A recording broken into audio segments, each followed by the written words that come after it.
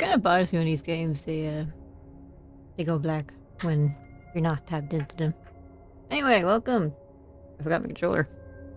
I have my controller. Do I need my controller for this game?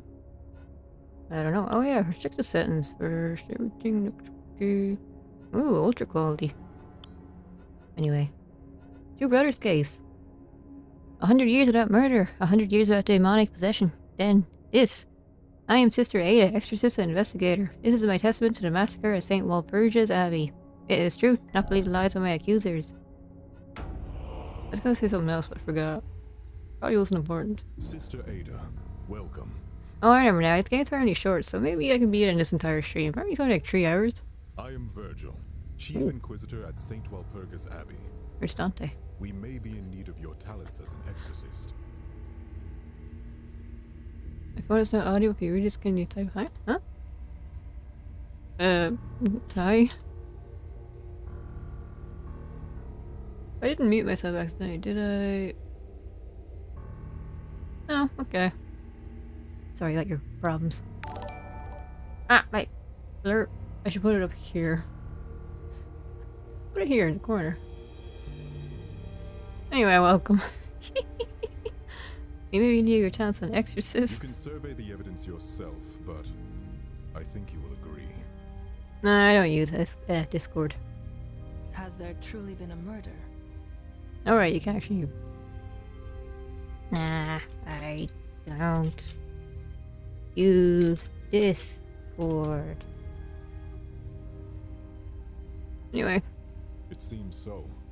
A respected priestess, Mother Miriam, passed this morning under suspicious circumstances. A demon may be present. Here, even now. Possessing someone. It's pronounced the same? I thought demon and Daemon were... Oh. What happened, exactly? Mother Miriam was only recently appointed as successor to Abbot Gregory. This morning, she came to the workshop to receive her coronet of office. Something went wrong with the installation. Yes. To put it mildly, the coronet oversurged, killing Mother Miriam. Brace you. Then, oops. The workshop operators, Gideon and Reuben, are the prime suspects. They are brothers, right? Yes, but it's highly out of character for Gideon or Reuben to kill someone. Even so, they were the only ones present when Mother Miriam died. Daemons nurture our sinful desires into unthinkable actions, Virgil. One of the brothers has surely been seduced by a daemon. Whichever it is, I will unmask his lies and cast out the daemon within him. May Einsoff's will be done. Amen. To exorcise a daemon, we must uncover 4 things. First, the suspect. We must identify which sinner is possessed by a daemon. Second, the opportunity. When exactly was the murder committed? We can pinpoint the opportunity by analyzing each suspect's testimonies. Third, the means by which the murder has been committed. The means can be found among the physical evidence at the scene of the incident. Fourth, the motive of the murderer, which can be found in their inner world, their sanctum. The motive will tell us which daemon possesses the sinner. Very well. Let us begin our holy work. Oh, I just realized something. I forgot to capture my cursor to quickly do that. I am not organized at all. I'm very sorry. Who are you? Miriam. Oh, you're the victim. Newly appointed voice of Ein Soap, who was that's not how you pronounce it. Who was scheduled to receive an Aether coronet implant at the workshop. Who are you? Gideon. Oh, you're a suspect too. This is madness! I will not suffer this injustice! I am Gideon the Grand, the greatest cybernetician of our generation. I am blessed. I don't know what went wrong this morning. My hands are guided by the divine. I see only gaudy trinkets here. Mother Miriam died by your hands. Is that not so? Wait a minute, gotta sneeze. Okay. Eh? Wait, there's no... Mother Miriam was my patron. She loved me like a son. I did nothing wrong. The consecration chamber must have been compromised. I sneezed so hard I removed the voice acting. Sister Ada is here to seek the truth, Gideon. You have not to fear if you are innocent. Please hear Gideon's testimony, Sister Ada, and judge for yourself if he speaks true. Testimony of the suspect is divided into events. Is this my timeline? You can access detailed descriptions of events by hovering over them. You can manipulate the timeline marker to navigate to any moment in the testimony. This isn't what Gideon has to say. Mother Miriam came to me for her consecration ceremony. I've performed this many times before, so I was confident. Here she is.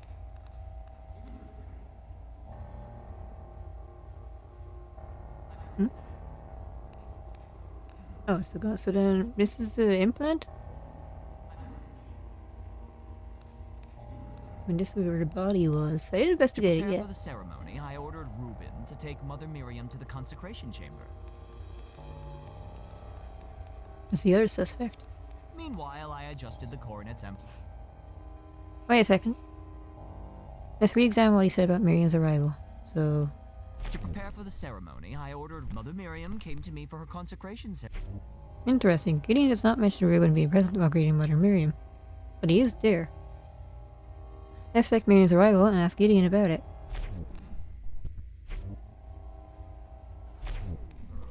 Here? Oh. Good, I should remember that I can ask the suspect about any statement in a testimony. Were you alone when greeting Mother Miriam?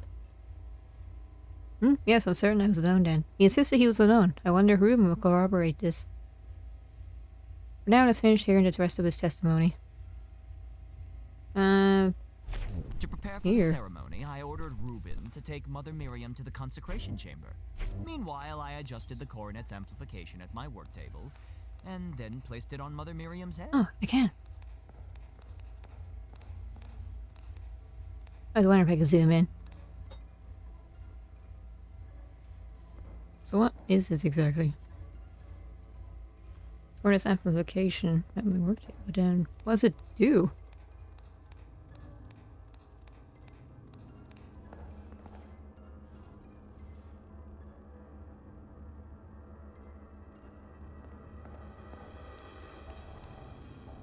Okay, so she was alive when he put it on. And then he left her there for overnight? Because it said to find a body in the morning, right? We began by closing our eyes and praying together to Ein Sof. I thought I heard the chamber open, but didn't think much of it. Ooh, wait. You heard the door open? Perhaps. I think I also heard footsteps. But it's a faint, vague memory. Not to mention it's impossible. After all, Mother Miriam can't open the door from within. I see. Reuben was probably working away on some new device or another. I must have imagined it. I forgot to ask. I adjusted the coordinates what exactly did you modify? I modified the amplifier, went into its maximum setting. To do so, I had to temporarily remove the limiter. But I made sure to replace it before taking it to the chamber. So then maybe someone sabotaged it by removing it again? We began by closing our eyes and praying together. Then I activated the consecration chamber and began the ceremony itself. The aether output was within safe ranges. What makes you so certain that the ceremony was safe? Because I've performed this many times. Makes sense?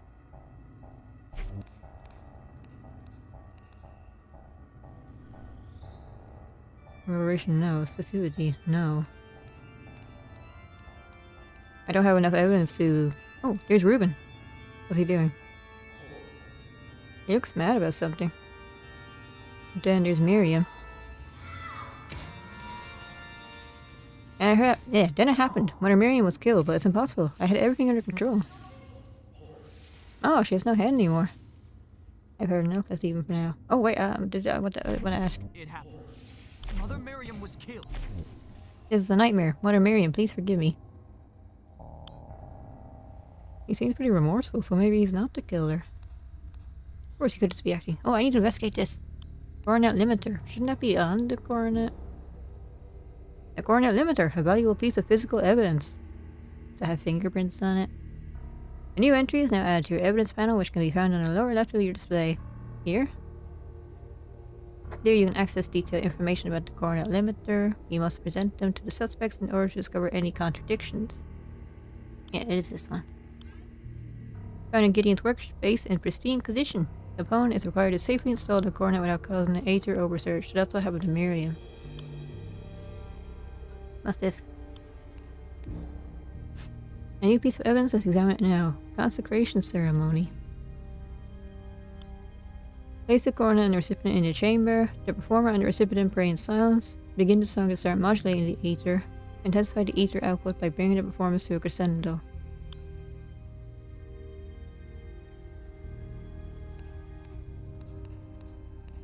I don't think I need a controller, so let me just quickly put it away. Yeah. I suppose I should... Wait, no, examine this first. Control panel. Evidence fan, control panel. Used to activate and control the consecration chamber. I might have said something I shouldn't. Used as records show that the ether output during the ceremony was well beyond safe ranges. Mother Miriam's body. These are the remainders of her head. No, it's the coordinate. Anyway. Oops, I took too long. The body is completely... Excuse me. The body is completely unharmed, but her head is exploded into a mess of blood and bone fragments. Found near Mother Miriam's body, partially amplifier component, and bits of the casing have survived the explosion. Examine anything here. Oops. Oops, I went through the wall. I don't think I was supposed to do that. Ruben's workstation. The other suspect. Coordinate blueprints. Plans for constructing the ether coordinate. The purpose of the device seems to be amplify the user's ether output. The components are amplifier, casing, and limiter. But the limiter was missing.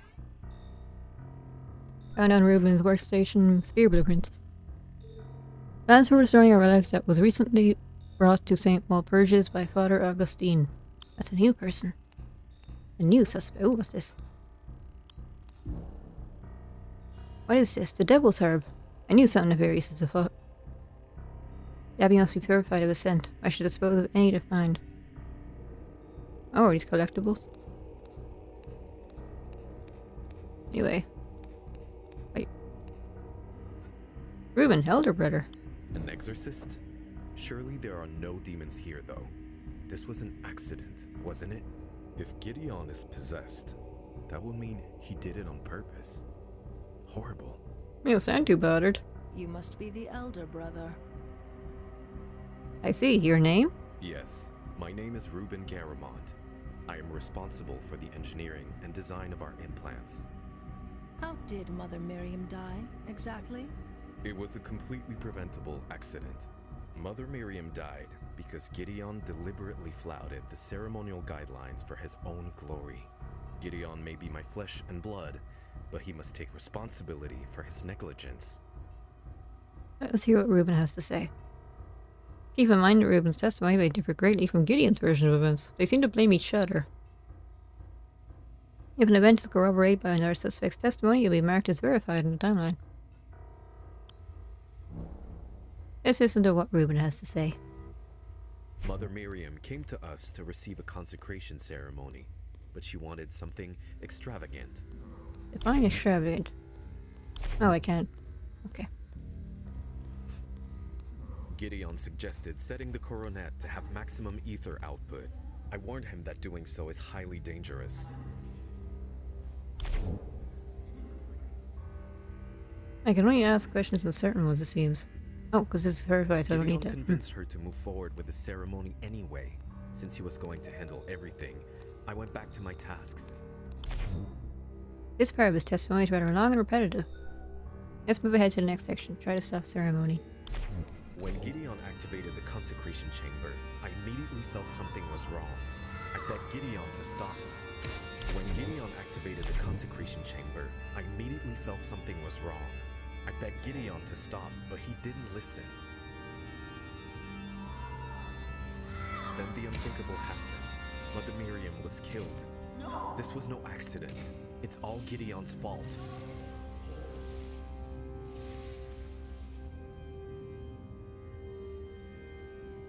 Okay. So then, When Gideon... why do you have to ask Gideon to stop? Why not force him? Couldn't you open the chamber or push Gideon aside? Interrupting the ceremony would have been more dangerous. Had I opened the chamber, the energy would have been let loose into the workshop. Had I pushed Gideon away, no one would have been controlling the energy gathered within the chamber. In either case, my action would have resulted in a greater catastrophe. Okay. Now that we've heard a testimony from each suspect, let's think carefully. There's only one truth to the chain of events this morning. And I doubt that either brother has told it to us. So we must rely on Ein's soul's greatest gifts to us, our minds. It's not soap, it's thought. Yeah. There are 3 ways we should consider what we discovered. First way is deduction. Since there can only be one truth, if 2 things don't align, one or both of them is false. If Gideon and Reuben do not agree on something, someone is lying. Or if what they say do not match the evidence I find, then they must be lying. Second is induction. I should base my theory based on what I discover. If my theory does not align with any of the testimonies or evidence that I find, then I should discard it. If 2 theories are both possible, then I should prefer the one that has more information that supports it. That said, induction alone is usually not enough. Finally, abduction. I must hypothesize what could have happened, filling gaps in information with my imagination. This is the fastest and most powerful way of thinking, but also the most fraught. I should engage in each of the 3 ways in order to uncover the truth.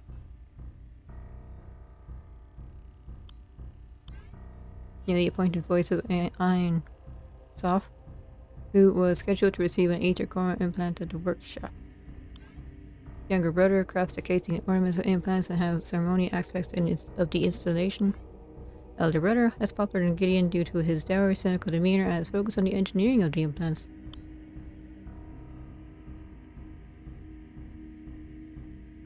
Mother Miriam came to me for a consecration ceremony. I performed this many times, so I was confident. This isn't verified, though.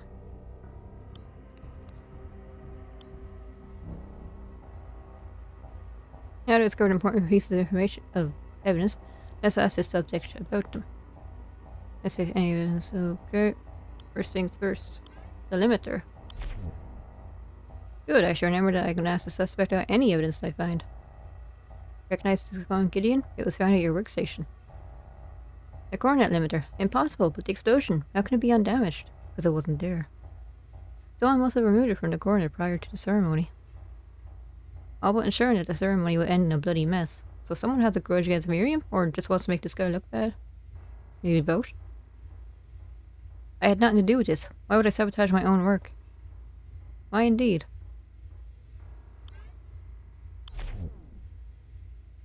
The consecration ceremony is meant to be glorious, beautiful.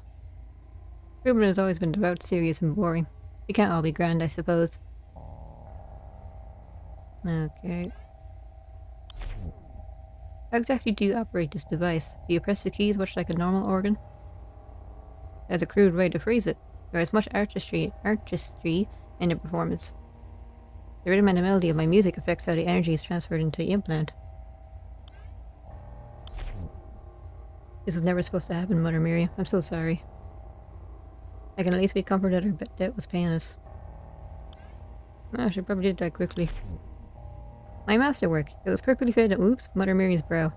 Even in pieces, you can still see the sublime beauty of my artistry. This can't be all you found. Where's the limiter? Limiter? There was a safety device. The ether limiter was supposed to protect the coronet from an oversurge. Additionally, it was the crown jewel of the coronet. I suppose it shattered. Damnation. How did he not notice it wasn't attached? He put it on her head, didn't he? Is that Rubel's little chart? He sure loves making things complicated. True art comes from the soul. Not in that mess of lines and wires expresses the beauty of the coronet. Finally, the spear blueprints. Oh, is that Rubel's little project? Whatever keeps him busy is fine by me. Mother Miriam. Where you go, my greeting, Mother Miriam. Okay. Can I ask about sub? I can. Reuben is my duller brother. He's practically my assistant. I am Gideon the Grand, the greatest cybernetician of our generation. Pride is the same, Gideon. I merely speak the truth, sister. The one true God has given me an extraordinary vision and skill. If anything, it would be sinful to hide my talents with my false modesty. Mother Miriam was my guide in the night. I would have done anything for her. I would never harm her, I swear it. Did you prepare for... Why have Reuben do this? Why not open the chamber yourself? I did not want Mother Miriam to have to wait too long. Besides, media work is all Reuben's good for anyway. Oh, actually, I can... Mother Miriam came to me for her consecration ceremony. I've performed this many times before, so I was confident. I can't contradict. To prepare for this, meanwhile... Let's actually demodify. I modified the amplifier, it's the same. We began by... You heard the door open. Oh, this is the steps. You heard someone. Or something.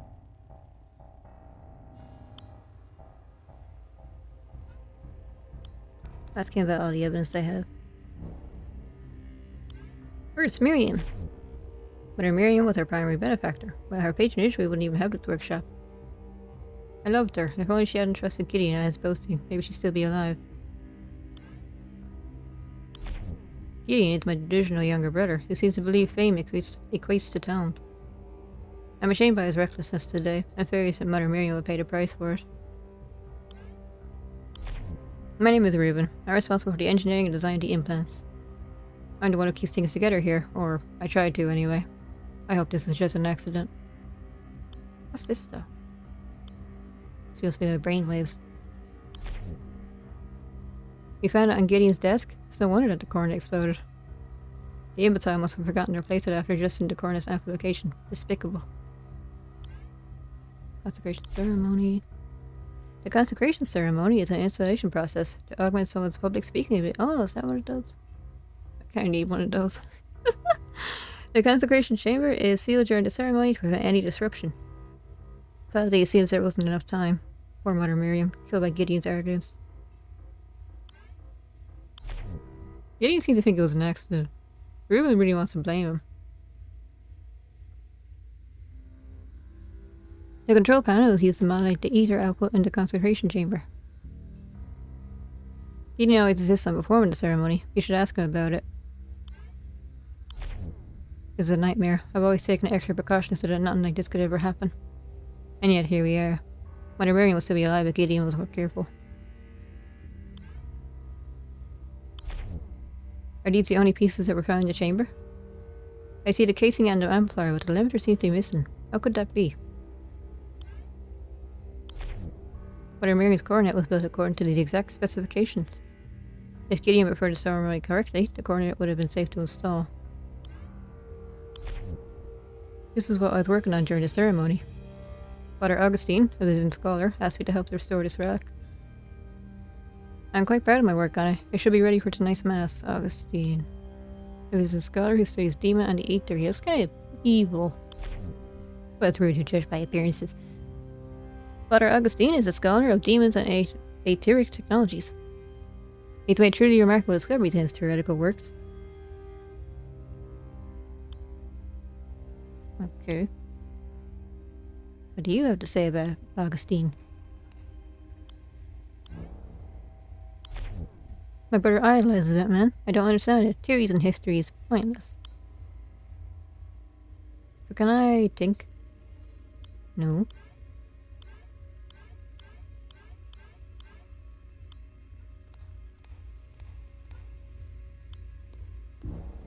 What do you think, Virgil? Gideon claims that the incident was an accident, but Reuben claims that it's Gideon's fault. Or either don't tell the truth, perhaps there's another possibility. There's a person down here. Who are you? Oh, both of you. I can't go this way. My scenes, maybe this is a tutorial case, I guess, so then I can probably only stay here. See if I missed anything. Oops, oops.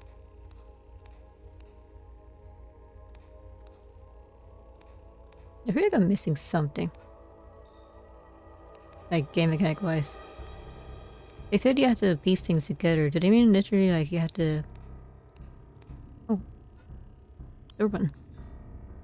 Door controls. Oh, and I got an achievement. 2 brothers, something something. Use to open and close the consecration chamber. Only operated from outside the chamber. Usage records that it was open twice this morning. Oh, an actual... Can I examine... I might as well be thorough in case I missed anything else. I'm a detective after all. A very bad one.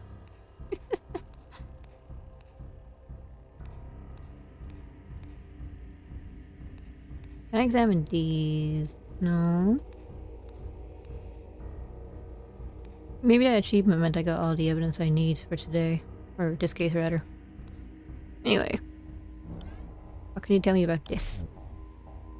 These door access records show that the chamber was sealed during the ceremony. There you have it. Proof that the ceremony was performed flawlessly. Perhaps. I was curious that the door was opened twice. The first time was when Reuben opened the chamber and let Mother Miriam in. The second time was just before the ceremony started, when you closed your eyes and prayed for guidance. With the one true God as my witness, I swear that this is the truth. I kneeled and listened for his voice. It must have been Reuben who opened it for some reason. He was always skittish about the slightest possibility of malfunction.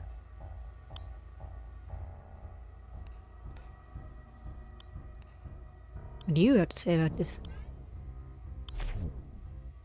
For safety reasons, this button is the only way to open the consecration chamber's door. Oh, nothing else. So how exactly am I supposed to contradict things? Oh, I can ask about other testimonies. Ah. Gideon didn't mention me being there? Typical. Is that all you had to say? Curious, Reuben claims he went back to his workstation. What does Gideon say? Let's switch to his testimony. To prepare for this. Gideon claims that Reuben opened the door to the consecration chamber. Let's go back to Reuben. Gideon convinced her to move forward with the ceremony anyway. Since he was going to handle everything, I went back to my tasks. Let's unmask Reuben's eyes. Eyes unmasked. Reuben Garamond, you did not return to your workstation after the discussion. Gideon ordered you to open the consecration chamber for Mother Miriam. Ordered me? Is that what he told you? Despite his illusions, Gideon is certainly not my master. I did open the chamber, it's true. I apologize for the omission. It's a pretty important thing to not mention. It's a regular part of a routine that slipped my mind earlier. Okay, sure, if you say so. Reuben has amended his testimony. Let's examine open chamber. Good, this statement from Reuben's testimony is now verified for 2 reasons. 1. For corroboration. Wait, how do you... Corroboration? Gideon's testimony confirms that Reuben opened the door for Mother Miriam. 2. Specificity. Close enough. It had a shorter time frame and describes a clearer set of events. I can assume that any verified statement like this are true. What's more, the contradiction weakened the suspect's resolve. His eye of providence glows, which allows me to enter his sanctum, a digital representation of his mind. Oh, this thing? I thought it was just like face paint. That means you have one too, Ada. Let's use his third eye to enter his sanction and see what truly motivates this suspect. Okay. I'm inside your mind. Daemons discover believer. We only cracked the outer layer of his sanctum this time. Still, let's examine the psychological evidence that we... Oh, that's what the brainstem is. Interesting. This information will help you discern which statements to trust. Found in Reuben's sanctum, faithful servant of I and so, or so he thinks. He knows the cybernetics are a critical part of the one truth. Let's quickly examine each statement in his testimony again.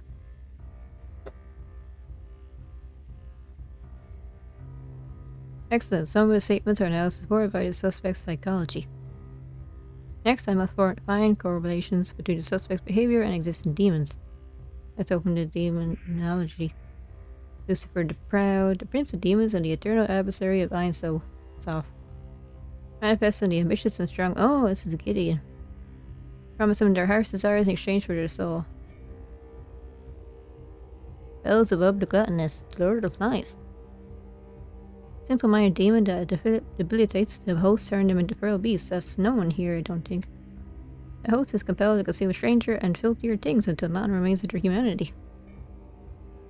Oh, this is a new one. Sahanus the Vengeful. A furious demon that stokes the simmering rage within the host. Preys upon the fervent and the righteous, goading them to take matters into their own hands. Noting the envious, playful but deceitful demon who slowly drives the host mad with whispers of their own inadequacy. The host blames others for their ill fortune until the apparent injustice drives them to take what is rightfully theirs. Oh, this might be Reuben. If the suspect is possessed, there should be a psychological evidence that has clear correlation with a demon. To obtain further psychological evidence, I must find contradictions and present them to the suspect. Now that I've heard a testimony and gathered evidence, I accuse the suspect. Oh, just like that? To accuse the suspect, I must establish the opportunity, means, and motive. I can try as many times as I wish, but there's only one true answer for each section. Oh, is it impossible to game over? Let's try to establish the opportunity. Let's present a section of the suspect's testimony. I opened the consecration chamber with Gideon brought the coronet. Here? Good, if it's a valid answer, the suspect will be forced to admit that they could have committed murder at that time. Otherwise, the suspect will give a counter-argument as to why that is impossible. If I sabotaged in the chamber, then Gideon would have seen it when he brought the coronet. Oh, wait. During the ceremony, no one's inside the chamber other than... Here. While you're busy talking, right? The means for this 100% physical evidence. Where's the... Why is it not on the coronet? Seems before the suspect will accept my evidence if it is valid.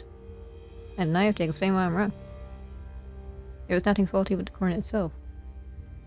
Indeed, the craftsmanship was flawless, as was Gideon's performance of the ceremony. But you removed the limiter from the coronet without Gideon's knowledge. Which, coupled with the coronet's high amplification, caused an oversurge. Gideon's arrogance may have endangered Mother Miriam. Oh, I thought she was going to say something else. Anyway, the motive. I do present the psychological evidence from their own sanctum. Here it is. Good, if he is the culprit, then present with the correct motive, the demon within him will compel him to speak the truth. If not, he will deny my claim. Your fate is what drove me to kill Mother Miriam. Why would you think so? If anything, my fate is the proof that I would not have hurt a priestess. Mother Miriam was our patron. Why would I want to harm her?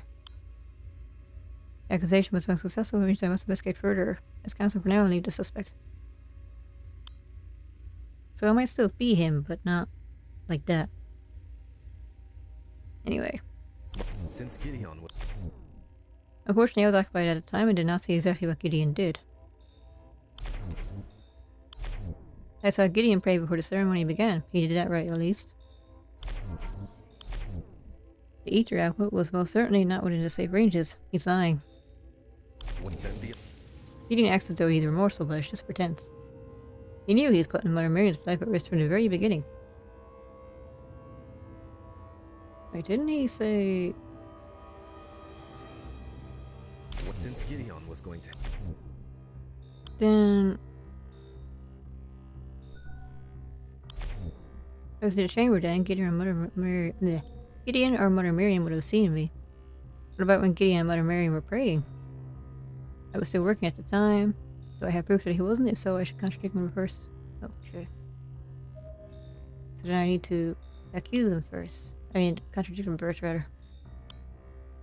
So then, contradict with...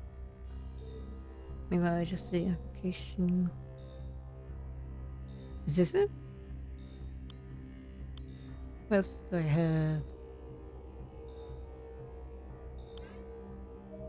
Where's the other? Okay, not that one. Proof that he wasn't working.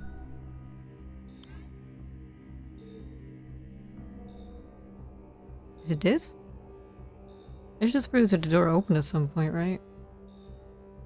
Just before the ceremony, though. So then, is it this one? No, it is. You test my patience, Reuben, as you remember me sip once more. The door records showed that the consecration chamber was opened twice today. Given that Gideon was praying during this time, only you could have opened the chamber. It's true that I opened the chamber again just before the ceremony started. But I had my reasons. Something about the chamber seemed unseemly. Given what happened to Mother Miriam, I feel vindicted in my fears. Tell me what you did in the chamber. Oh, it's other things to do now. Since Gideon was going to handle everything, I went back to my tasks. But I couldn't shake the feeling something was wrong. Also, his head's glowing again.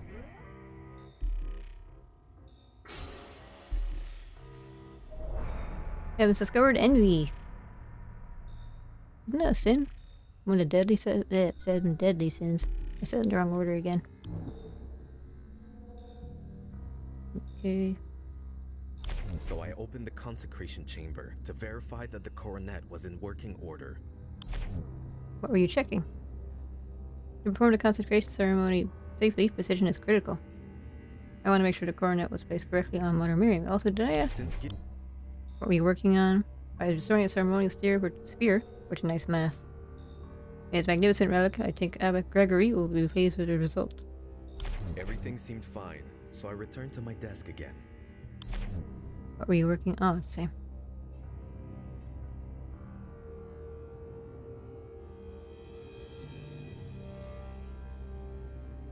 So then, aren't these the same? I mean, not the same, but like, I can verify this now, right? So I opened the consecration chamber to verify that the coronet was in working order. I thought I heard the chamber open, but didn't think much of it. Oh yeah, what's this? I forgot to read it. Found in Reuben's sanctum, why does Gideon get the credit for all of Reuben's hard work? If only Gideon could be exposed for being the fraud that he is. Me? Envious of Gideon? Huh, unlikely. His artistry would be nothing without my designs. He doesn't know the first thing about how our implants actually work. All of his work is trite, superficial. Why anyone gives him attention is beyond me. Then opportunity would be here. During the prayer, you claim to have opened the chamber to check the materials. This is when you sabotage the ceremony. Okay. And the motive would be this one. Mother Mary's death was merely a means to the end. Humiliation of Gideon. You envy your brother's success. You want his fame, his glory. So it seems I have everything. Soft sees all, Reuben. You killed Mother Miriam to frame Gideon and take him down a peg. With Gideon gone, a daemon whispered that people would finally recognize you for your genius. I am older than Gideon. My work is better than Gideon, and more important. But no one sees my work. No one understands my work. Confess, Reuben. Tell us what the daemon made you do. Oh.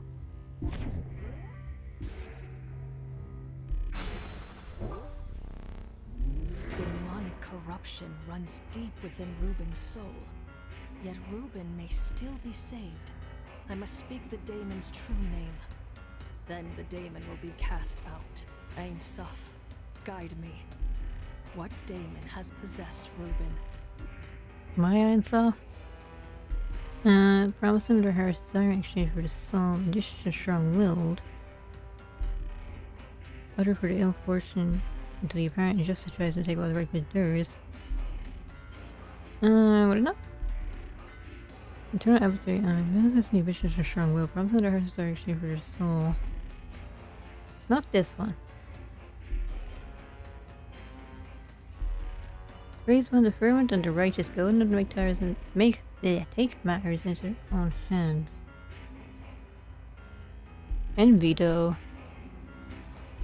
It's not that he thought he was doing the right thing, it's more like he wanted revenge, so what about this one? The vengeful. Raise one the fervent and the righteous, goading them to take matters into their own hands. And he did take matters into his own hands.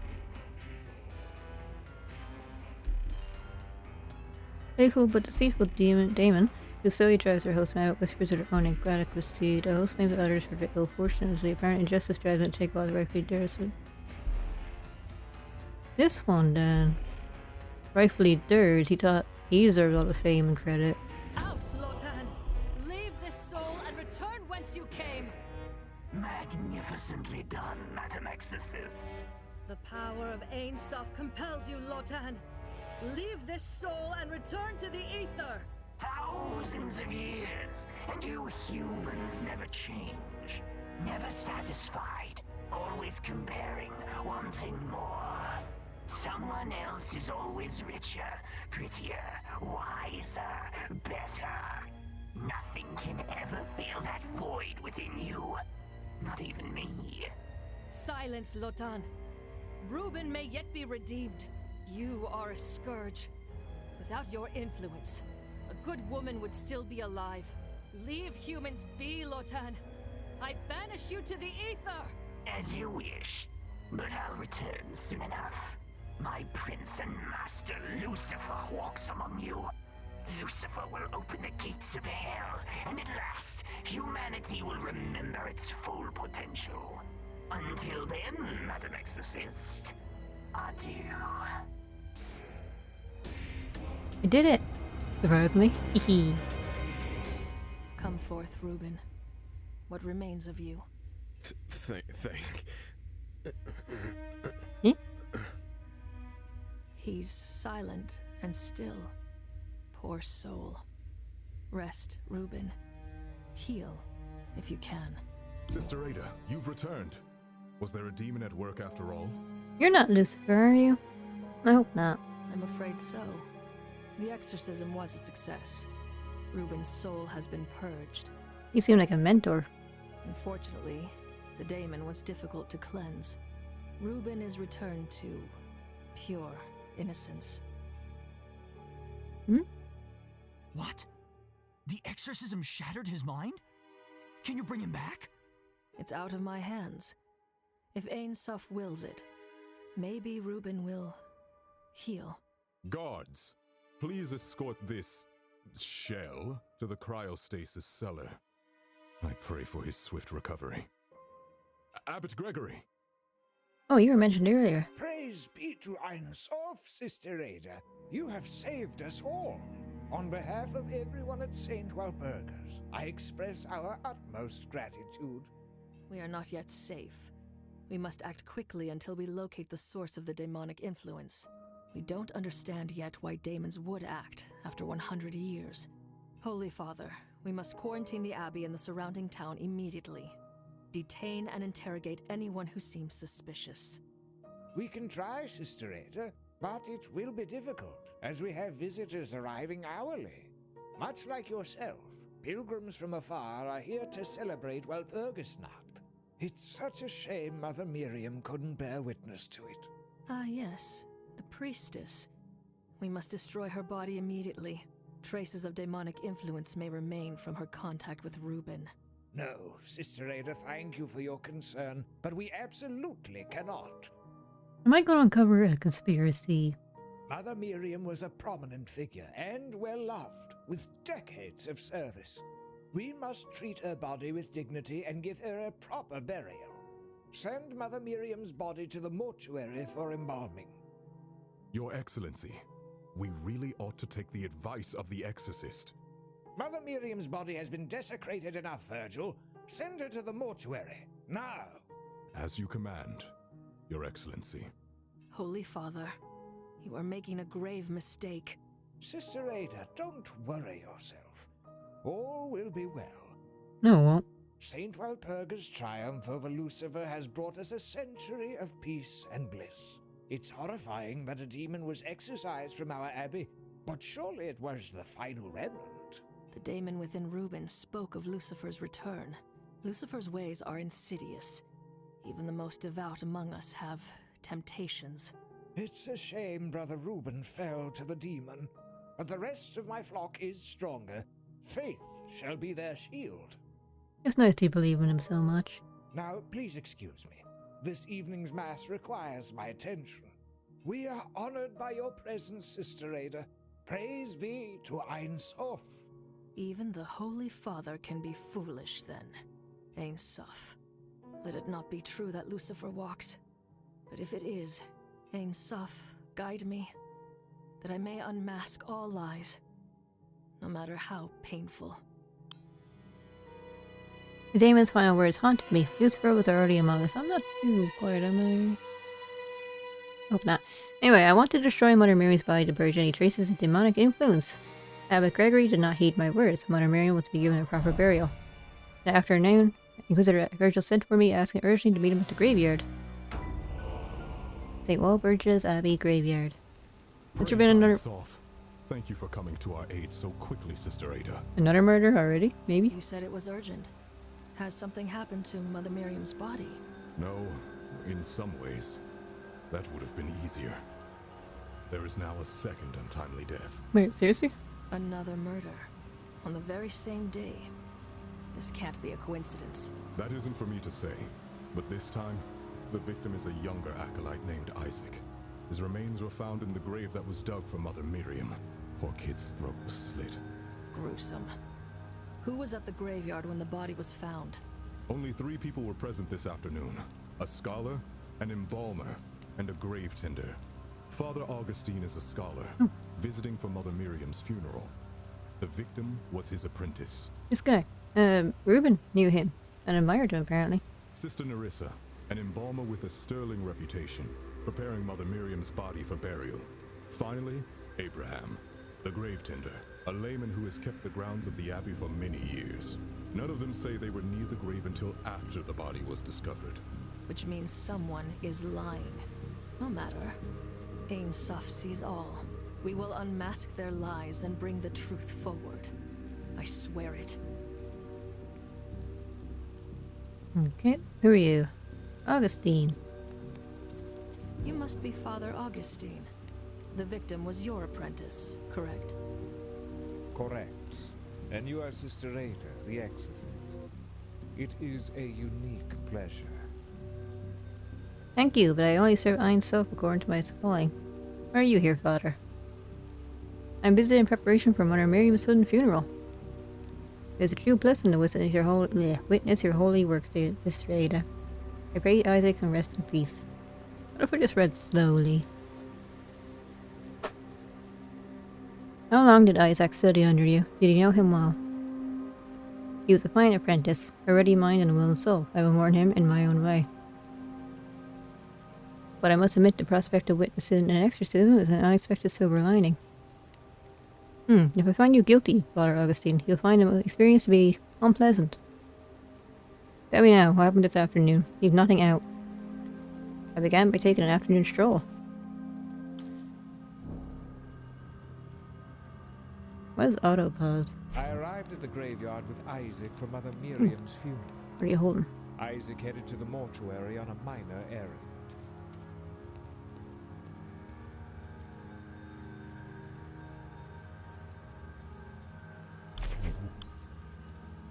Indeed, were you close to her, Father? No, but the abbot was too busy with mass preparations to hold her funeral, so I was trusted with the task. Then I passed through the graveyard until I saw the statue of Saint Walburga. What craftsmanship, and so well maintained. Oh, I supposed to be a Nerissa, the embalmer. Was there something particular about this statue to caught your eye? Given its age, it's been immaculately maintained. The groundskeeper must be skilled. What statue is he talking? Oh, this one? Oh wait, you can't see because this one. Probably. I mean, it's the only statue, isn't it? It looks like the one that was in the loading screen. The one from before. Glorious. He really likes it. Right now he was just wandering around, apparently. For most of the afternoon, I was walking through the graveyard, merely observing and admiring. It's pretty morbid. As an empty stroll. Tell me more about what you were doing. You dare me? Show me proof that I was doing something else. I can't. Not yet. At sunset, I wandered to the back area to meet with Isaac. I was surprised to find an open grave with something inside. Did you see anyone? No, I was the only one near the grave.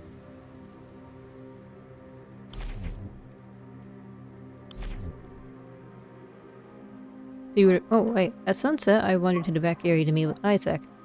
I was surprised to find an open grave with something inside. So you were the first to arrive at the grave. Yes, I was. Okay. So now I need to examine things. Oh, right. Anything here? Why is this shining? Oh, what's this? No. Oh, this is a sickle. Probably the murder weapon. That 1 minute my mouse is being weird. Its lightweight blade slices through the air to trim grass and chop weeds. Its sharp edge could easily injure someone. It doesn't say anything about blood stains, so I guess this is not the weapon. Headstone. Noble's grave. The immaculately maintained grave shows the genealogy of an illustrious family. There isn't a blade of grass out of place among the stone. Oh, this must be the layman. The groundskeeper. Abraham. Let me come back to you later. Statue of Saint Walpurga. A statue of Saint Walpurga, the founder of the abbey and patron saint of exorcists. Oh, like me. What is this? He was holding this, wasn't he? Ether scanner. Why did he drop it? A portable ether-powered device to record images and text. Ah, a camera. Why is my mouse lagging so much? It does this sometimes. Hope it's not bad. Is this a... No, I can't examine this. Oh, there's the devil's weed again, or whatever it was called. What is this? The devil's herb? I knew something different. Oh, devil's herb. What else would they call it? The devil's lettuce or something like that? Evidence found Isaac and the victim's body. The victim, a teenage youth aspiring to be a scholar. Raised in the church, she joined Augustine as his apprentice 8 months ago. Then the body... Victim's body, the apprentice's youthful face is serene above a cleanly slit throat with no bruising. However, an angry scar runs across his stomach. An old wound. Surgical multi-tool. Evidence found. Found on the staircase between the mortuary and the grave. An ether-powered tool for making incisions, applying preservatives, and closing wounds. Also doesn't say anything about bloodstains. So, maybe not the weapon. Is this a cable? What is this? Can I go in here? Knock knock. Oh, I can. Who are you? Oh, you're Nerissa. Praise Ain Soph. You must be the famed exorcist. It is an honor, sister. I'm Nerissa, and I serve Ain Soph by preparing the dead for burial. I take pleasure in providing cleanliness and comfort for bodies after their souls have departed. I see. Nerissa, how did you know the victim? Not at all. The first time I saw him, he was curled in that grave, dirty and bloody. The whole afternoon, I prepared Mother Miriam's body for burial. There isn't much else to tell. Early this afternoon, I informed Abraham of the funeral scheduled for this evening. Then Abraham knew about the funeral. I certainly hope so. Why else would he dig a grave? That's a good point. Unless he does that for fun. Once Abraham left, I started preparing the body for burial. I was alone the entire time. No one came by. No one came by at all? Nobody, which was perfect because I needed silence to focus. Wasn't there a point where she came outside? Mid-afternoon, Abraham barged into the mortuary, bellowing that the grave is now ready. I sent him away to focus. Why did you send him away? Is Abraham's presence so distracting? Yes, I don't like people to stand around and gawk while I'm trying to work. No offense. After Abraham's disturbance, I completed the embalming to the best of my humble abilities. You consider your work complete, then? I did my best, given the circumstances. I always do my best, sister. Just after dark, I heard a scream from the back field. A dead body was found. You ran over to the grave from the mortuary when you heard the call. Yes, Father Augustine was already there. Abraham was run over from the front field. Well, so far I don't notice any contradictions. I need to talk to the other guy first, though. This is Miriam. Oh, this was Miriam. Identified as Mother Miriam, there's a large insistence down her stomach. Just from the uneven coloring and chemical scent, she appears partially embalmed. And then she's there again. Footsteps. Muddy footprints. Found on the floors of the mortuary, still wet. Leads from the back exit of the mortuary to the embalming table. Wait. Leads from the back exit of the mortuary to the embalming table. So then someone came in and then left. What's this? Bloody liver. Found on a table with other entrails, still partially warm and moist. It appears mangled in some way, perhaps smashed. Is this Miriam's? Oh, there's an eyeball. There is the workstation. Graveyard schedule. The records show 2 notable entries for today, both explicitly authorized by Abbot Gregory. 1. Funeral for Mother Miriam at sundown. 2. Visit by Father Augustine. Unrestricted access granted. Ah, unrestricted, I see. Okay. A bundle of fresh blossoms like death found in a grave. Why are they on the floor? I wonder if there's any way to change the camera angles or anything. I don't think so. There's a shovel. I don't think you can slice up a shovel open with a shovel. Or not that sharp. Found hanging in the back area of the mortuary, heavy, bulky, and caked with dirt. Now we should go talk to the groundskeeper. Here he is.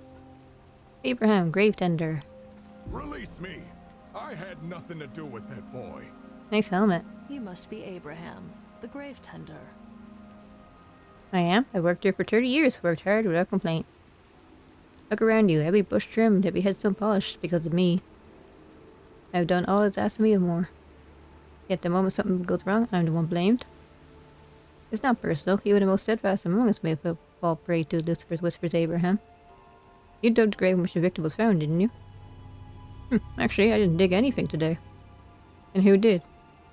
How would I know? I've been busy, working, as always. As the grave tender, any crimes that took place here are your responsibility. No, they're not. If you are truly innocent, hide nothing, and tell me what happened. We'll find the truth together. It's not his fault someone got murdered. Or maybe it is if he did take it so. Anyway. I spent the early afternoon tending to the bushes by the mortuary. I feel like I recognize this voice. Anyway. Are you claiming that yeah, let's try it again. Are you claiming then that you didn't dig the grave? Right, that's what I said. I was busy with the bushes. Do I have anything? This is suspicious, but do I have anything that... How's that? Ah! Not sure how to put it. This is... Oh wait, no, this is outside. Statue... Stroll... Never mind. When I headed back to the mortuary, Nerissa told me there was nothing. I spent the early afternoon tending. When I headed back to the mortuary, Nerissa told me there was nothing else special to do for the day, so I left her to her work. He has the sickle in his hand. So you're dismissed early in the day. Why didn't you go home? Nerissa made it clear that I should leave her to her work, so I did. But there's plenty of other groundskeeping work to be done. The large headstone out front needs some attention, so I headed that way. I walked through the mortuary, then headed downhill towards the benches. These are the footprints down, the muddy ones. Also, I need to ask you, you didn't run into anyone? No, no one passed by me. I saw he was wandering around. Is that a contradiction? No. Can't see the Augustine. I spent the remainder of the afternoon resting on a bench. Just sitting there? Really? You were there until someone called for help? That's right. Oh, okay.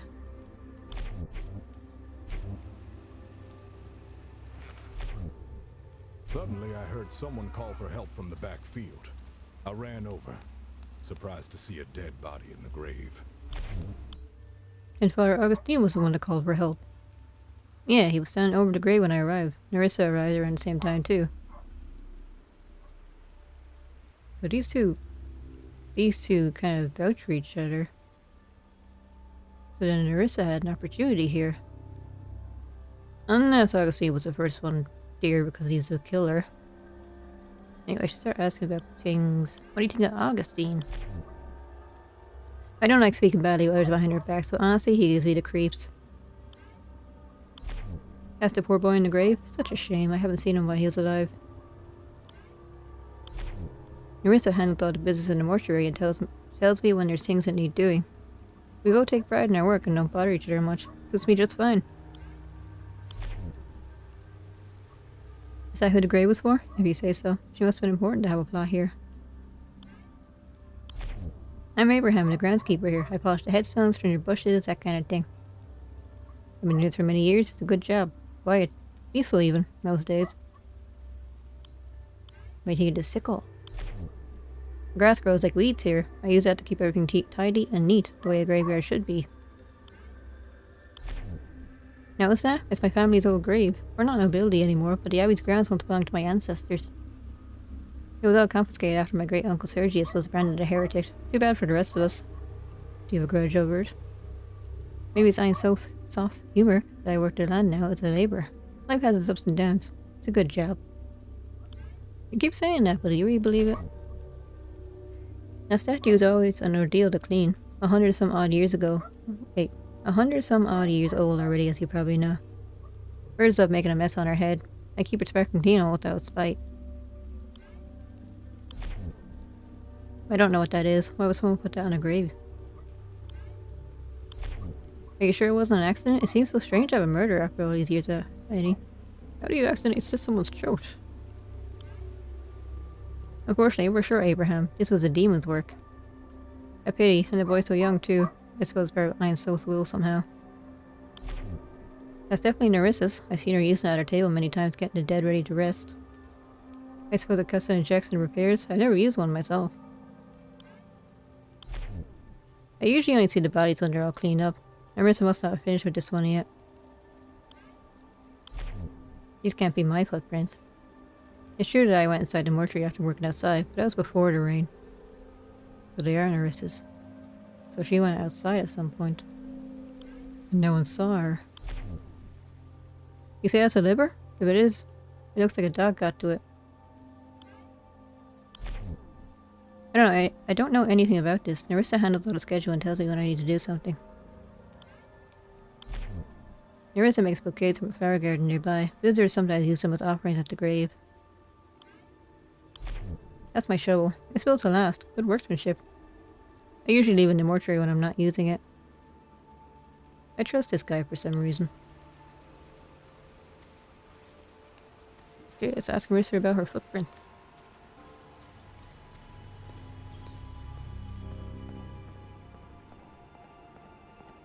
Oops.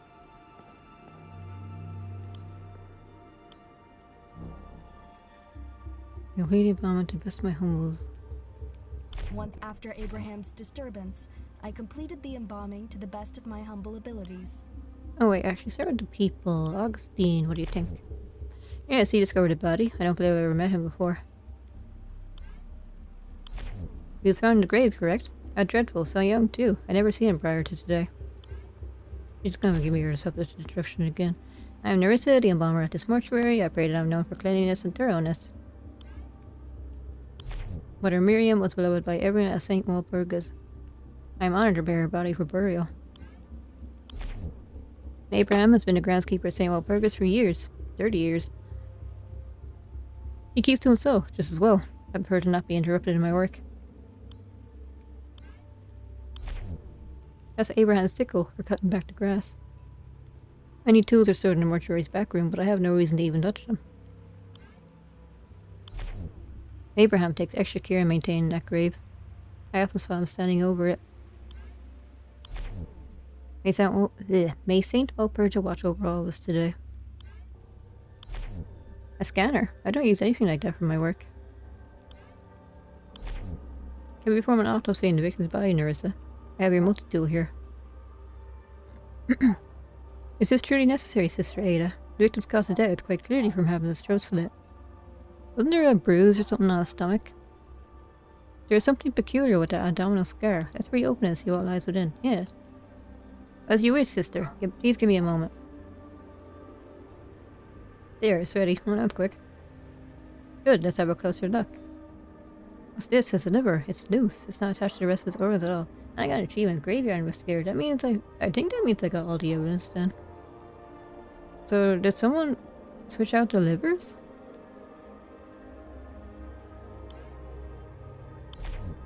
I found your multi-tool, Nerissa. I am truly grateful, Sister Ada. Where did you find this? It was lying in the grass near the rear staircase. Impossible, unless someone else had stolen it. Surely Abraham couldn't do such a thing. Are you assuming it's him? Ah, Mother Miriam. This is the body I was preparing for the funeral tonight. Horrible way to die. At least her inner organs were intact. Were they? I mean, look at this. I apologize for the filth. Normally the mortuary is kept pristine, I assure you, but today it's hardly a normal day. That's Mother Miriam's bone liver. It seems rather deformed. What happened to it? My apologies, Sister Ada. I must have mishandled it. Organs are very delicate, you know. Aren't you a professional? Due to sermons today, I haven't been able to focus properly. This is a smaller branch of the cemetery, a quiet space for more wealthy patrons. There were no other burials scheduled for today or even this week.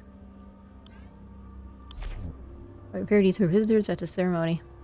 I mean, visitors to the cemetery. You'll be surprised at how often people forget to bring anything to honor their loved ones, do they? It seems important, doesn't it? Abraham using that to dig graves, but it's far too heavy for me to even carry.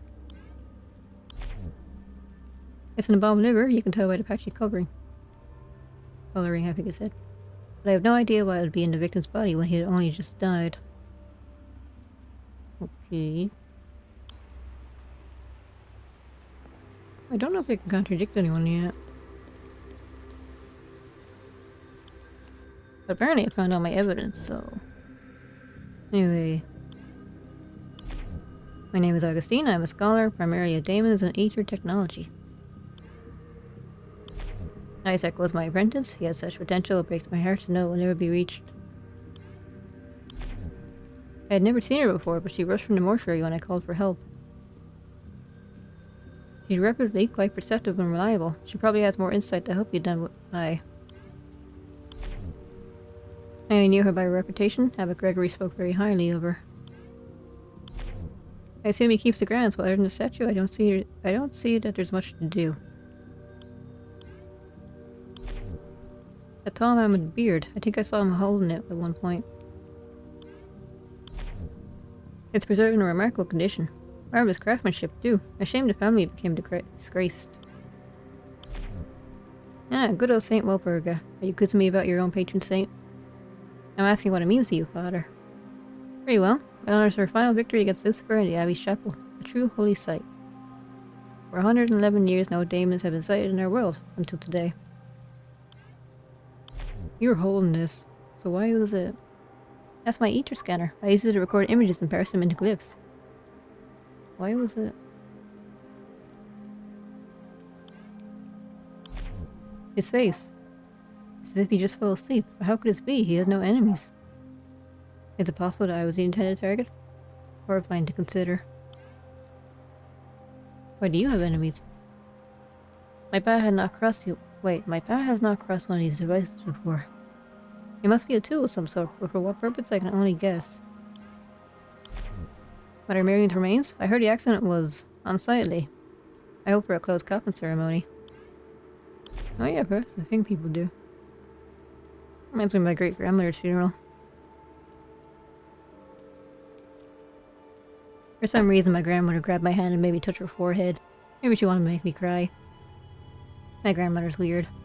Anyway, footprints in the mortuary? Unfortunately, I know nothing about this. Perhaps they are Isaac's? That's a possibility too, So maybe he's a guy who ran in there. But then... Did we find any blood pools? We don't know where he died. But there wasn't any... We didn't see any in the mortuary, so he could have died in there and then she quickly cleaned up the mess. This was in... Oh, did I already... This was in Mother Mary's body. I constructed several anatomical studies and I've never seen an organ mangled this way. Yes, as you can see, Mother Mary's funeral is scheduled here. I've come to pay my respects. The ceremony was rushed, but I promised the abbot I'd do right by her. It's beautiful. Was it with Isaac? I'd ask him to fetch me a bouquet. Strange. Even if I had seen that, it looks far too heavy for me to have used. Was this from Isaac's body? You must be mistaken, as it's entirely dried out and discolored. So then this probably is Miriam's. Then this is his. But why were their organs swapped? Can I contradict anyone yet? Let's see. Arrive for funeral. Isaac headed to the mortuary on a minor errand. I started appearing. Oh! No one came. I need to.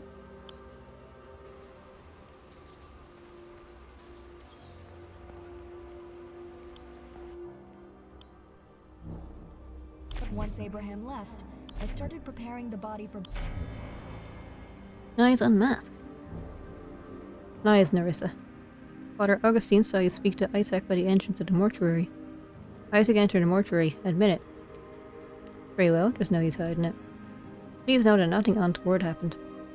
The victim only stopped by for a moment. The truth is that the apprentice did come by. He asked for a bouquet for the funeral later that day.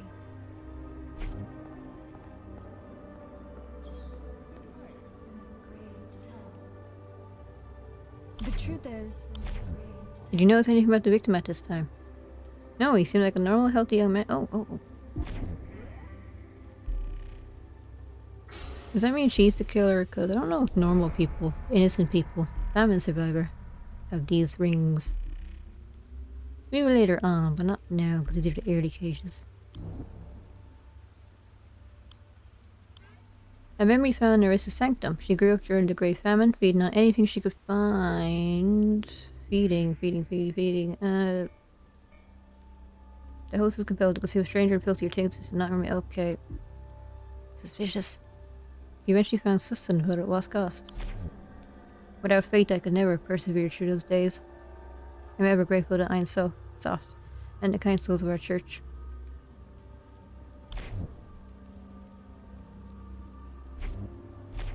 Did we already read this one? The truth is that the apprentice did come by. He asked for a bouquet for the funeral later that day. So he didn't take the bouquet with him. No, he decided it was best to return empty-handed rather than bring something unworthy. No, because the bouquet was found there, on the floor. Wait, why was it on the floor? Did he throw on the ground? Oh, he just dropped it. Okay. Then the boy asked to be taken to the rear fields, but when I showed him the bouquet, he held it for a moment and then threw it on the floor. I suppose it wasn't to his master's tastes. I forgot to pick it back up. Then the boy asked to be taken to the rear fields before the funeral, so I led him out the back exit. So when you last saw him, he was headed toward the grave. That's right, you have the mortuary out the back. Okay.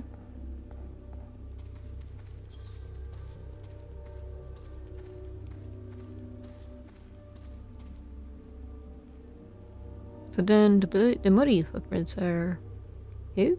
Or are they Abraham's? Because Abraham came in the back way too, didn't he? Mid-afternoon, Abraham barged into the mortuary, bellowing that the grave is now ready.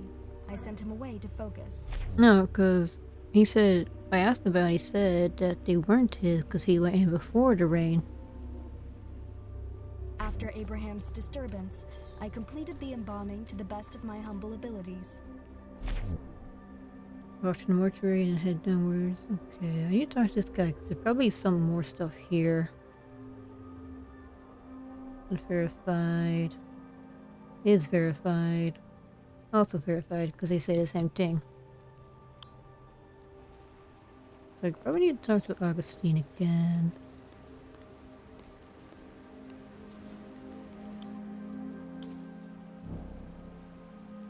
I rode to the graveyard with Isaac. Okay. We passed through the graveyard until I saw a statue of Saint. Okay. Most of the afternoon I was walking through the graveyard, merely observing and admiring. For most of the afternoon, I was walking through the graveyard, merely observing and admiring. But does this contradict it? Because this was on a grave for some reason. Yeah. Why was it there, and what were you trying to do with it? During your so-called stroll, did you drop this by any chance? I found a place in front of a gravestone. What were you doing with it? This is not to do with Isaac's death. I should be the judge of that. Tell me what you were doing. I used it as a scanner to recover a lost hymn for Abbot Gregory to use in tonight's mass. The last record of it is etched upon one of these gravestones. You also have a... Then it could also be him. Disappointment. But who?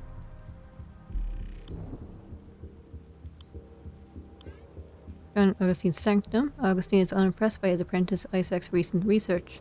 A mediocre effort for someone with such potential. That's not enough to kill him though, is it? Isaac could have been an eminent scholar if only he was more disciplined and rigorous in his thinking. I admit I sometimes felt he was wasting his gift. His death even more of a waste, of course.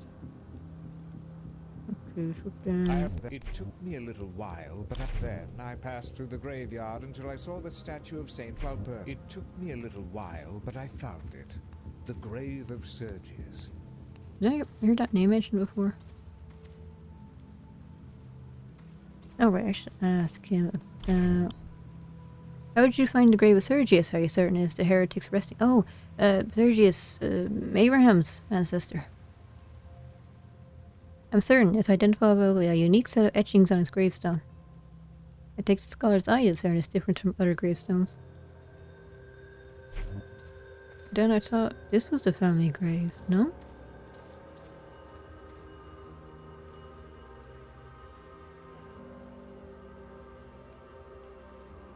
Okay, so this is why it was there. I placed my scanner in front of the gravestone. It would take some time to decode the etchings. What were you trying to decode? According to my research, Sergius was buried with the last record of the last hymn of communion. Unfortunately, it's written in an ancient script that even I can't read. It was obscure even in Sergius' time. As part of my research to reconstruct some of the data that was lost suppressed after Sergius' condemnation. Wait, condemnation? Is that how you pronounce that?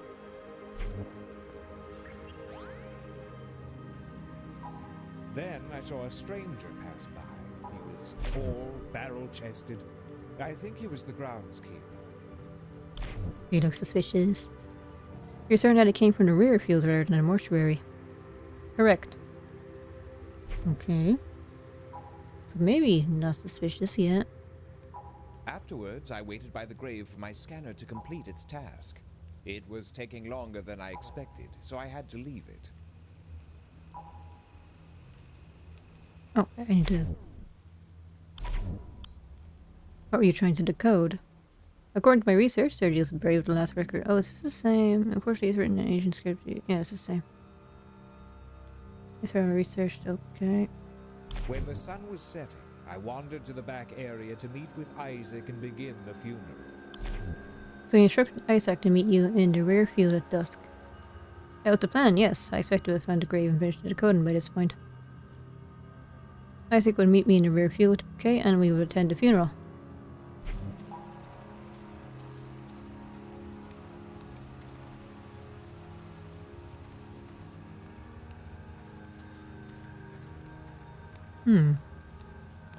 There he is. I wandered to the back area to meet with Isaac. I was surprised when the sun was setting. I wandered to the back at sunset. I wandered to the back area to meet with Isaac. I was surprised to find an open grave with something inside. Did you see anyone? No, I was the only one near the grave. So he didn't realize what now. He didn't realize she was there, so I can't really use this to contradict him, right?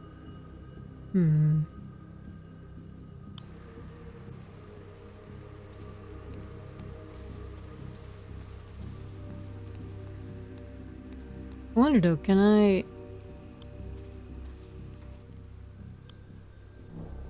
I spent the remainder of the afternoon resting on a bench. Oh yeah, I forgot I can ask about... I didn't see him myself since I was busy with the headstone. But it makes sense, doesn't it? It's the only time you could have headed towards the grave. Out of curiosity, if I... Oh, it does work. Father Augustine claims he saw you kneel by the headstone. I admit it, Abraham, you weren't resting at all. Fine, I had to tend to the grass around the graves. I didn't mention it because I thought it maybe looked suspicious. Makes it look even more suspicious if you don't mention it. Now you made yourself even more suspicious, you see? Amend your testimony. Now you have a glowing forehead.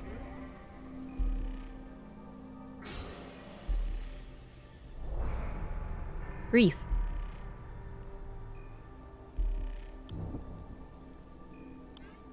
Found Abraham's sanctum. Though it was over 100 years ago, Abraham and Morris's family's fortunes so quickly reduced in their status. I will never forget that night. Someone torched our home, trying to burn us alive. Of course, the guards never caught the arsonist. How could they, when it was almost certainly one of their own? I walked through the mortuary, then headed downhill towards the benches. So you admit that you had sickle with you since I left the mortuary?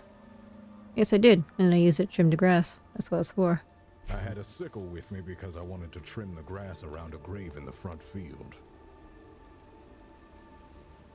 Okay, he's not seeing anyone else. Yeah, if I was able to do this, but I also be able to... Yep, not suspicious here.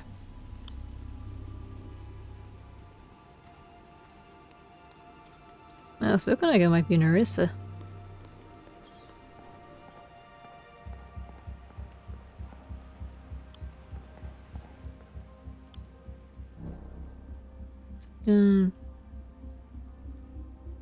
Is it this one? Oops. No. Was it this one? No. So yeah, because you didn't see her, then it doesn't count. So how am I supposed to... Oh right, what if I just asked her This about... afternoon, I informed Abraham of the funeral scheduled for this evening. I was indoors at the time, I couldn't see what he was doing outside. I was indoors at the time. Indoors, okay. So she's not to say about any of this. The truth is, Ah, is that why he's here? I didn't see him arrive because I was inside the mortuary. when I showed him Indoors, okay. She's not to say about any of these. I don't think he had time to tend to the bushes today at all. I asked him to dig the grave for the funeral. So should I ask him about that?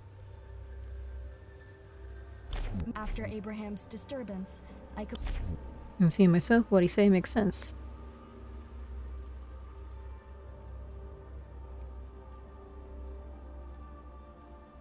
So which one do I contradict with this then? Oh right, I should start maybe accusing people. This is your opportunity, right? Mr. Ada, I couldn't have killed the victim shortly after Abraham left. The victim would have to wait inside the mortuary when Abraham was there. Surely Abraham would have heard footsteps or rustling. Abraham was over here, he was busy. Motive means... I guess you're two.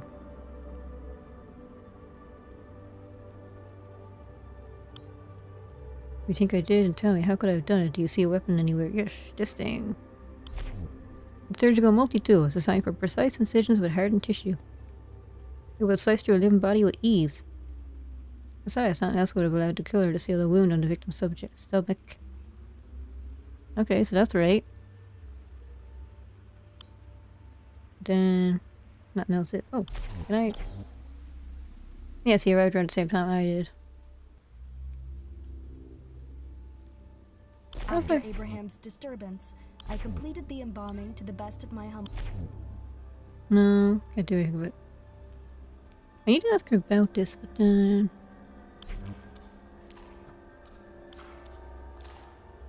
So wet, but then... After the rain...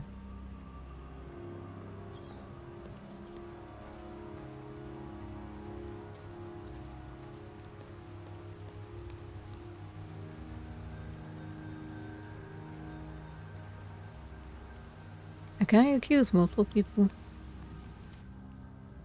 So if I want to say it could have been you at this time. Are you suggesting that killed Isaac and exposed from the field to the graveyards? Then somehow managed to hide his corpse all afternoon. And finally at sundown retrieved the corpse and carried it to the grave without being seen by anyone. No, Sister Ada, it's ultimately impossible that I could have killed Isaac then. Isaac and I were separated for the entire afternoon. When could I have hurt him?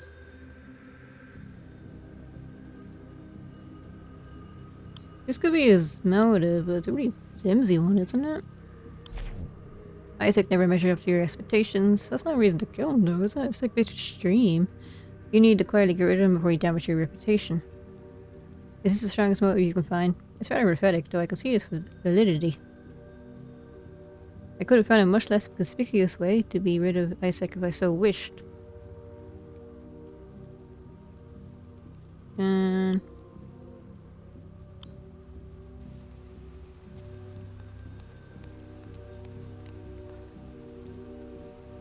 I already found all the evidence, I believe.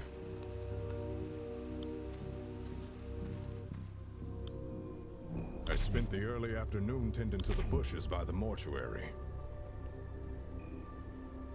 Guess okay for the funeral that day. Gotta pick it back up. She did say you didn't have time to do this, but then which one should I... Ah, this one. I should tell him about his schedule. You might trim the hedges most days, but you didn't today, did you? Instead, Nerissa asked you to dig a grave for the funeral. That's true, it's a normal part of my job. I shouldn't have lied about it, I know. Then why did you? I worried if I told the truth, I thought you'd think I killed the boy, but I didn't. When you lied to me, you veiled the truth from the eyes of Ein Soft.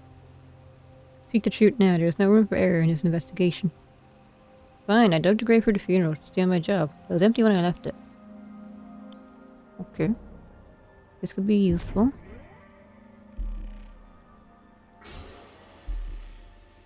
Now I have two, your integrity. So now you're the most suspicious.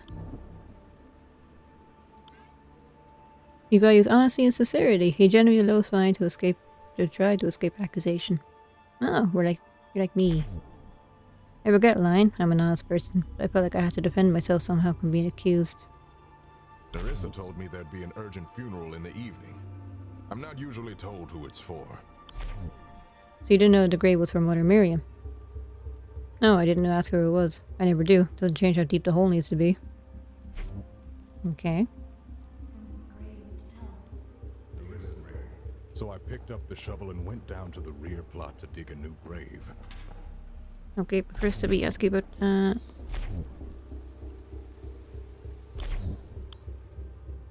You didn't run into anyone on your way to the grave? No, no one passed by me. But you came through this way, right? So they shouldn't have passed each other. The ground was hard. Took me some time to dig that hole. So the grave was dug this afternoon. Yes, I was surprised by the short notice. Usually I'm told the day before. It was a pretty last minute funeral. I don't think anyone no. Then he took a break. I took a long break while digging. It's within my rights. There wasn't anyone else around, so it was nice and peaceful. But then Isaac was supposed to be here. On my family's honor, I swear that I saw no one while digging the grave. I certainly did not see Nerissa or the boy come true. So then... Unverified. Despite conflict with other testimonies or evidence, the suspect insisted the following is true. Is he covering for her? I took a long break. You're certain that no one was around? There wasn't anyone, it was just me. Then I got back to it and finished digging the grave. So the grave was dug this afternoon. Oh, did I already... Yeah, it's surprised by the short notice. This is the same. And I got back to it and finished digging the grave. Didn't run into anyone.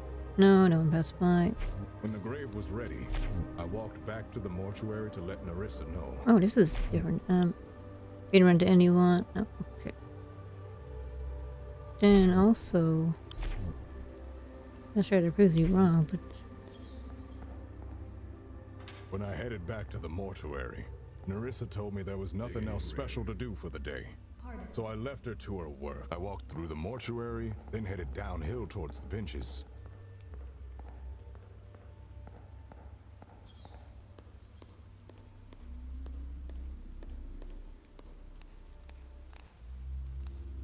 okay, so nothing weird. Right? Oh, shouldn't you have noticed this guy? I had a sickle with me because I wanted to trim the grass around a grave in the front field.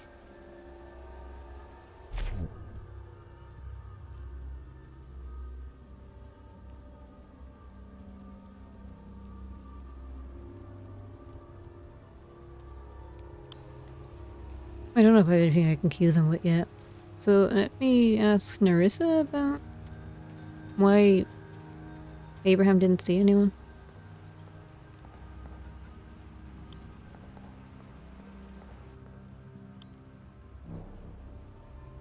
When I showed him, I was busy. Okay, so this. then the boy asked to be taken to the rear field. Yeah, conflict revealed. I don't know why Abraham lied, but the victim left through that door. I swear, I saw it myself. So, one of them was lying.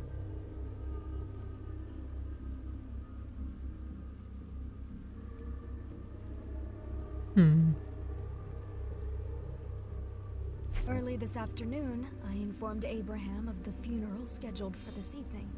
I'm grave to tell. The truth is that the apprentice did come by. He asked for a bouquet for the funeral later that day.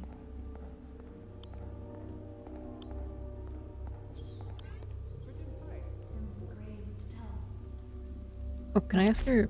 My priorities or visitors now is the same.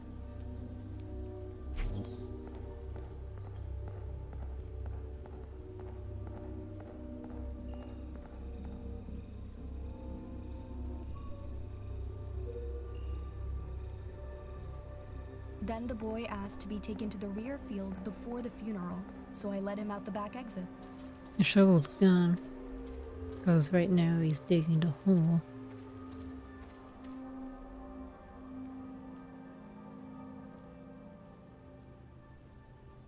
Mid-afternoon, Abraham barged into the mortuary, bellowing that the grave is now ready. I sent him away to focus. After Abraham's disturbance, I completed the embalming to the best of my humble abilities. Do I have anything that contradicts this? I do. Okay. Maybe this? This kind of contradicts that she's doing the best she could. Yeah. This liver is still bloody. How could you possibly claim that it's ready for burial? I couldn't finish the burial preparations in time because I misplaced my surgical tool. I searched all over the mortuary for it, but I couldn't find it anywhere.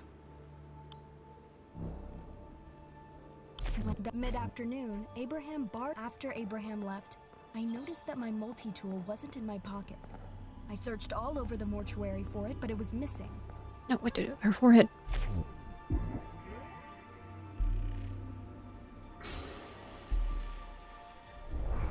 Carnivore.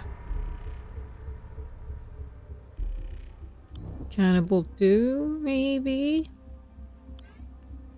Enjoys exotic cuts of meat, especially fresh entrails and... Oh, okay. Perhaps I enjoy meat too much. That's an understatement. But everyone has a soft spot for something, don't they? Not like that, though.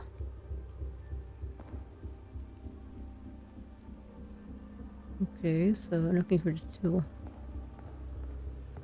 I don't think I have anything that contradicts this.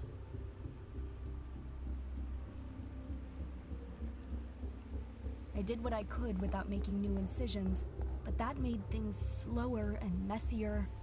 I'm not pleased with the results. Do I have anything that can contradict this?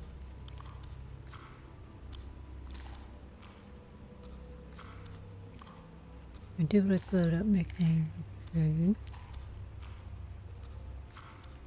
So... now what?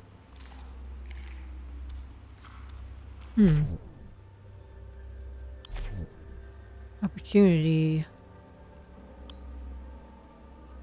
here? No one could have killed a victim at that time. Father Augustine discovered the body shortly afterwards. Did he not? He would have seen the culprit carrying the body to the grave or running away, but he did. He saw you running away and dropping your tool.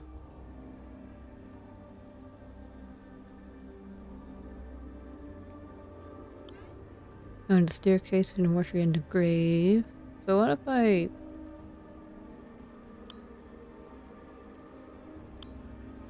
After Abraham left, I noticed that my multi-tool... If you refined it, I difficultly finished the bombing without it. The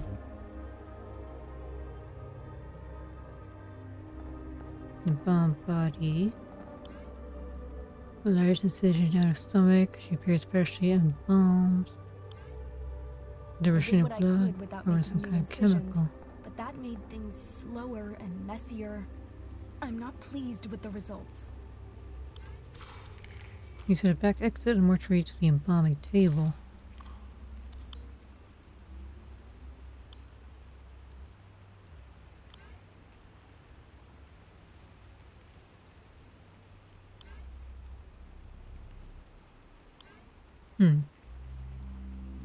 These aren't exactly motives.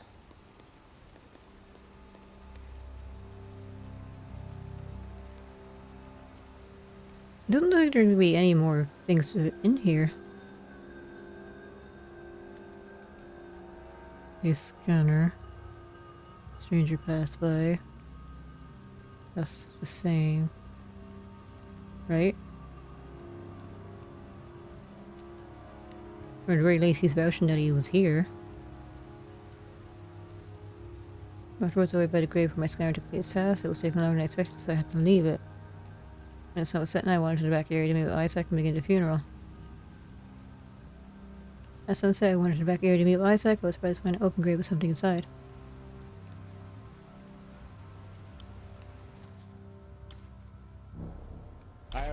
When the sun was setting, I wandered to the back area to meet with Isaac and begin the funeral.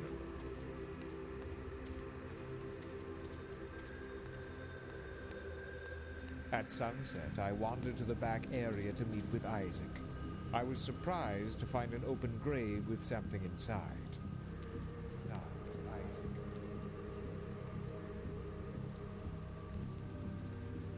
We saw her. I was to discover that it was Isaac's dead body. That's when I called for help. But he didn't see her, so I can't ask about it.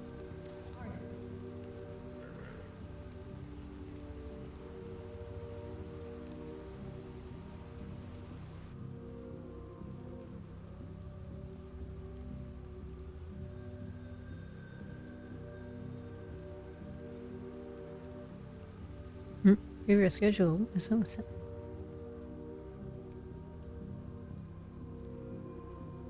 It's unverified.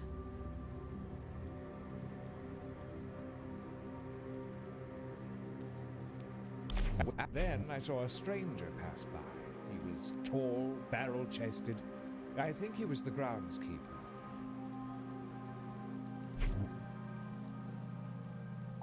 I can't verify these, so I can't say, like, he saw him, so this is true.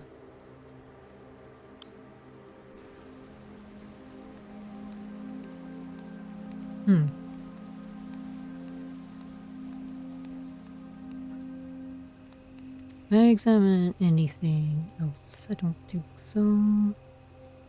No.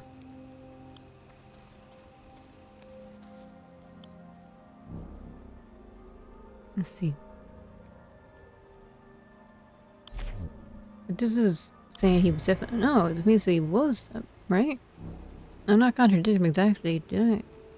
No, he didn't walk through the mortuary after speaking with Nerissa. He passed by the grave. Augustine saw you coming from the back fields. Fine, I did walk through the back fields, past the grave I dug.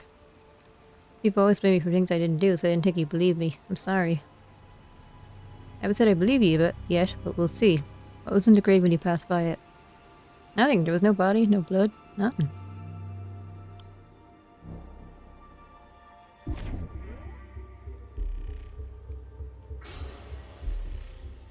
You're really suspicious. That's Scion. I know I pronounced that word.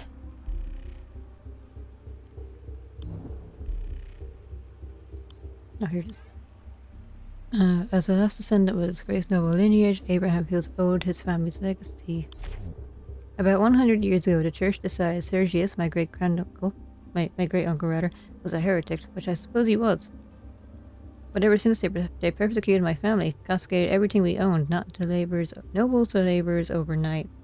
I ain't so down again. I'm always left with Sergius' design. I took this job to somehow keep working my ancestral lands one way or another. I was bitter when I started out, but I discovered the work suits me. Maybe it was all Einsoft's plan after all. When the grave was ready, I walked back to the mortuary to let Nerissa know. Wait. When the grave was ready, I walked back to the mortuary to let Nerissa know. Nerissa told me she was in the middle of a delicate procedure, so I left the way I came in.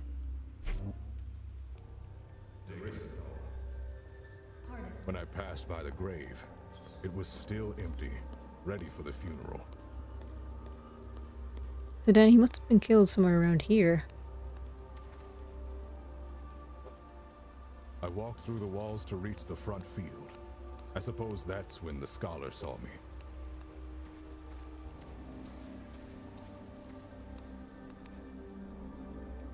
I had a sickle with me because I wanted to trim the grass around a grave in the front field.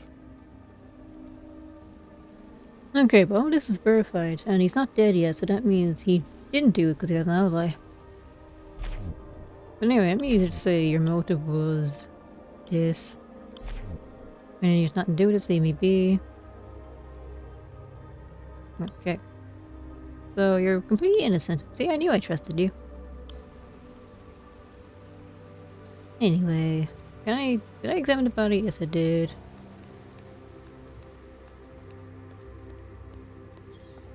That's my grave. Middle of a delicate procedure. Face scanner. Still empty, ready for the funeral. Looking for the multi-tool. Take some time. Pass between the walls. Clearing the grass. Wait for the scanner. Taking longer than I expected to leave it. Give Isaac to begin the funeral. Discover the grave.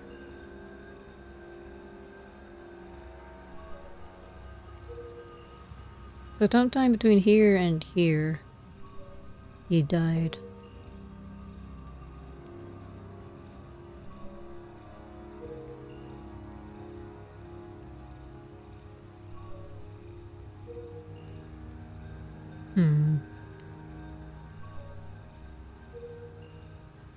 Well maintained. Grave of Sergius.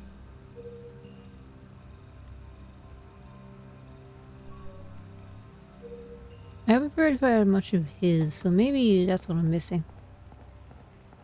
But then, what am I supposed to...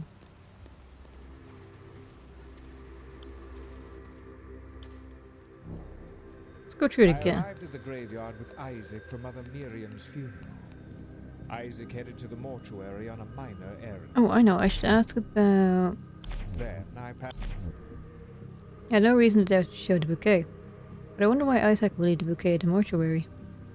I didn't think he feared my disapproval so much. Perhaps he was more sensitive than I knew.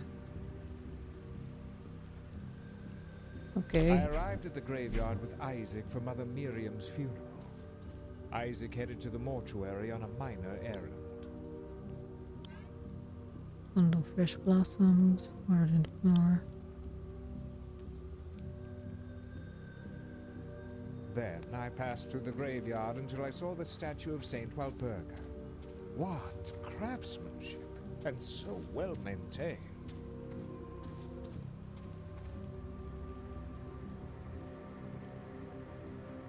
Okay, so Nerissa was showing Isaac out.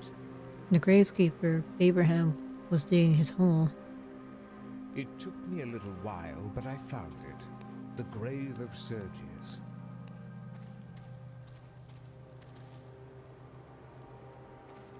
And those two were together at this point. So then, Isaac must have been near the grave. I placed my scanner in front of the gravestone. It would take some time to decode the etchings.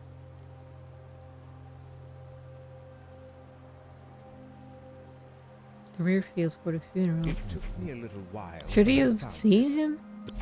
No.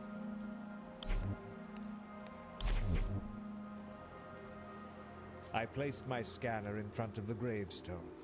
It would take some time to decode the etchings. Then I saw a stranger pass by. He was tall, barrel-chested. I think he was the groundskeeper. Afterwards, I waited by the grave for my scanner to complete its task. It was taking longer than I expected, so I had to leave it. And it's there, so that's not wrong.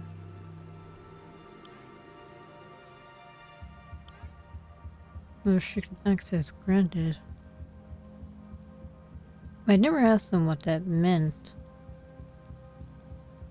Man, he just says, just comments on the, yes, Mother Mary's funerals. I give pay my respects.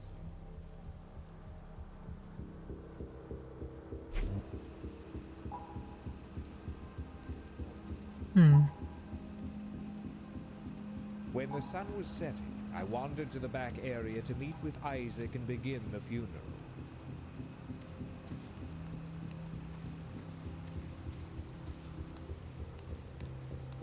At sunset, I wandered to the back area to meet with Isaac.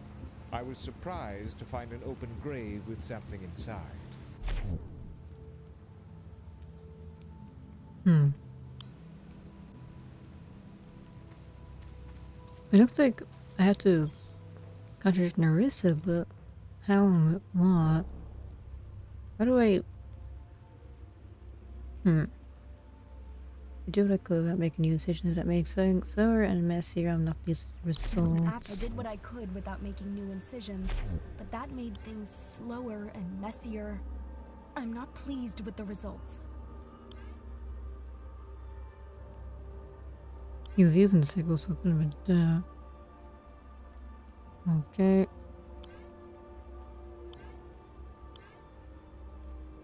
An angry scare runs across the stomach. Like third is closing wounds. She appears partially embalmed. Oh, try to finish it, but maybe this is what I need to ask? Like, if you try to finish it, why is it still only partially done? No. Can I ask about this? Yeah, now I hear the muddy footprints. Explain these muddy footprints, Nerissa. They indicate that someone left and then returned to the mortuary during the rain. Given that Father Augustine remained outside and that Abraham left before the rain, these must be your footprints. I'm sorry, Sister Ada, for the lies and for the filth. I can't wait to clean it up. I admit that I did step outside briefly to search for the multi-tool. But since the rain, I couldn't find anything, so the embalming remains sadly unfinished. Except that's not true, because the multi-tool was right there. How could you not seen it? Oh, she is indeed a cannibal. Well then. So, you eat people, huh? It's a terrible tendency of mine, but it's harmless, I assure. No. No, it's not. I only nib out the entrails that no one would want. But still. After Abraham left, I noticed that my multi-tool wasn't in my pocket. I searched. I was desperate to find the tool to finish my work. I tried searching outside, but I couldn't find anything in the rain. Except I did. No, okay.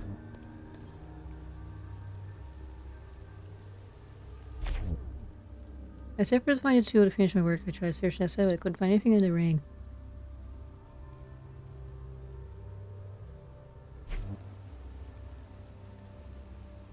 Oh wait, did I ask about... Why would you assume it would be outside? I suppose I panicked. I thought I may have rolled outside when the door was open. Okay. I did what I could without making new incisions, but that made things slower and messier. I'm not pleased with the results. That's why the body's not ready.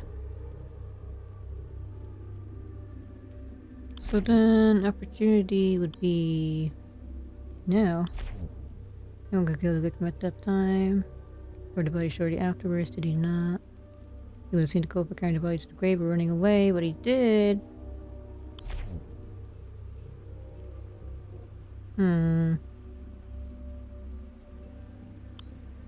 Motive would be cannibalism? Is that your motive? Your austere childhood said you develop a deep craving for exotic meats, especially a certain rare flesh that has sustained you in your time of need. Recognizing a bomber must have tempted you day in and day out. You were so virtuous for so long. You would handle the organs as by preparing the bodies. You could easily imagine the taste, the texture. Is that why they're mangled? Because she nibbled at him. Oh, when I asked Abraham about him, he did say it looked like the dog got to him. So then Isaac arrived and the demon spoke. You could no longer ignore your hunger. A fresh, juicy liver at your fingertips. It would be so much tastier than the cold entrails you'd handle from corpses. All you had to do is sit open his stomach like you've done hundreds of times before. So then the opportunity was... Did he die then? You killed Isaac while he was visiting the mortuary to fetch the bouquet. I admit he came by, but he left shortly afterwards. If he died in the mortuary, why was his body found in the grave? Because his body was moved. That was when it happened. Oh, this was when it happened. No? After you dismissed Abraham, you weren't searching for the multi-tool. You dragged the victim's body to the grave, hoping to bury it before anyone noticed. Aha, I got everything. Ain Suf sees all, Nerissa. Oh, that's why you're wearing your mask. You are the only person who could have killed Isaac. Do you deny it? Curse you, and curse Ain Suf. How can the eye see all? Does it see my suffering? Where was Ain Suf when my family was dying in the street? Chewing on leather just to live another day? The famine was a test, Nerissa. Ain Suf wanted you to demonstrate your faith, your will to live. Have you ever felt true hunger? When you haven't eaten for days, reality shifts. The body needs. We all have our challenges set out before us, Nerissa. Some more difficult than others. Do you think I was the only one that fed on human flesh? It's not for me to judge what you did back then. That's between you and your confessor. I know desperate times call for desperate measures, but you don't need to eat people now, right? But today, you murdered an innocent youth so that you could feed on his liver. A daemon has possessed you. Confess, Nerissa. Speak the truth. It is time. This afternoon at around 2 o'clock, I informed Abraham of the funeral scheduled this evening. Early this afternoon, I informed Abraham of the funeral scheduled for this evening. I'm grave to tell. The truth is, that boy did come by. He asked for a bouquet for the funeral later that day. That's why he dropped it.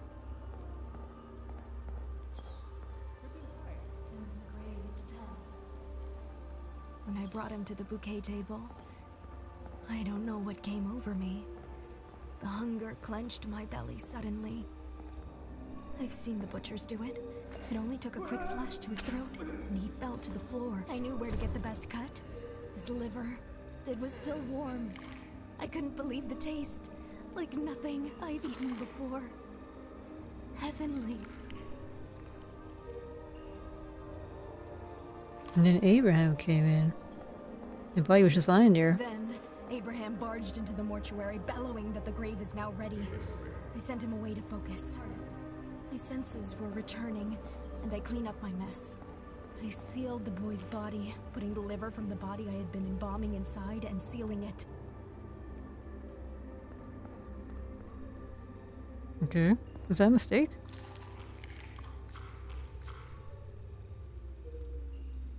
I carried him to the new grave and quickly tossed him in.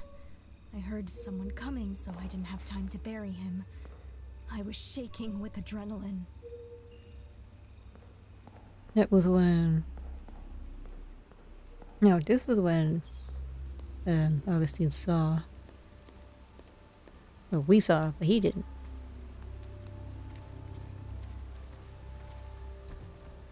No, you just drop him, huh? In my hurry to return to the mortuary, my multi-tool must have slipped out of my apron's pocket. I stored what was left of the liver among the other entrails, hoping to finish it later. I wanted to savor its deep, rich flavors.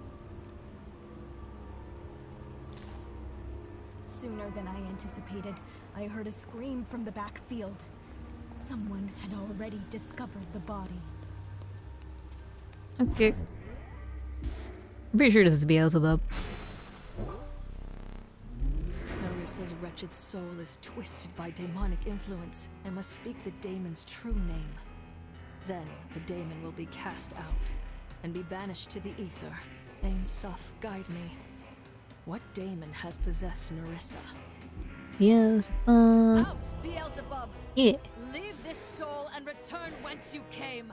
No! We must feed! Nerissa! This scrumptious little morsel.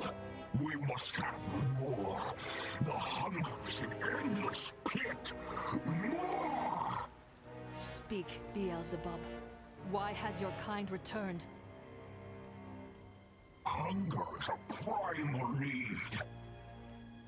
I just remembered I have a toffee to eat. Just as you feed on lesser life forms, growing them in captivity for slaughter. I'll do it later. We feed on you, the meat of your emotions, the marrow of your deepest desires. You will prey upon us no longer, Beelzebub. Return to the ether and never come back. I must obey for now, but we won't be gone too long. I was thinking, so there's 4 demons, or daemons, so then there's 4 cases? Tonight, Lucifer will open the gates of hell. I won't be the only one allowed to feast. Ada, you juicy little morsel, we shall devour you soon. You and all the other delicacies. Okay, another job well done. Narissa. Do you hear me, Narissa? Was I too late? There's nothing remaining of your soul. Goodbye, Narissa. May Ain Soph make you whole again. So this is the power of an exorcist. I've dreamed of seeing this. It looks a bit different than I imagined, however. What's happening to her?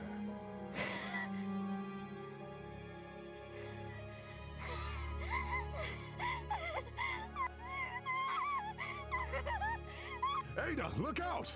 Huh? Halt, Narissa! Good. I've stunned her. Are you all right, Sister Ada? Yes.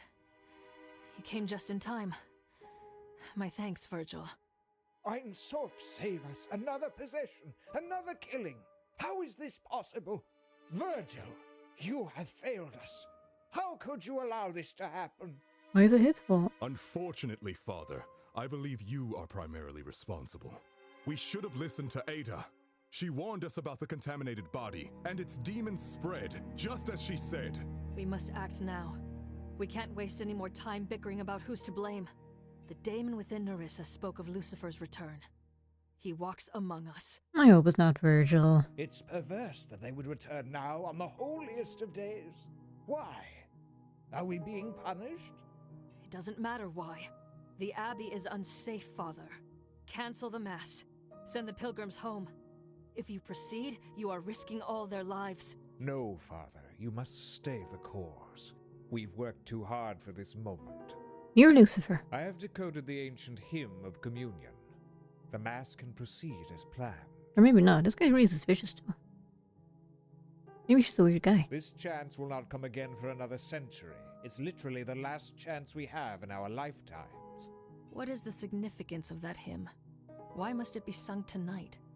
According to Augustine's research, it honors Saint Walpurga and her victory in a way uniquely pleasing to Ain Soph. Why do I feel like it's actually gonna summon demons instead? I protest.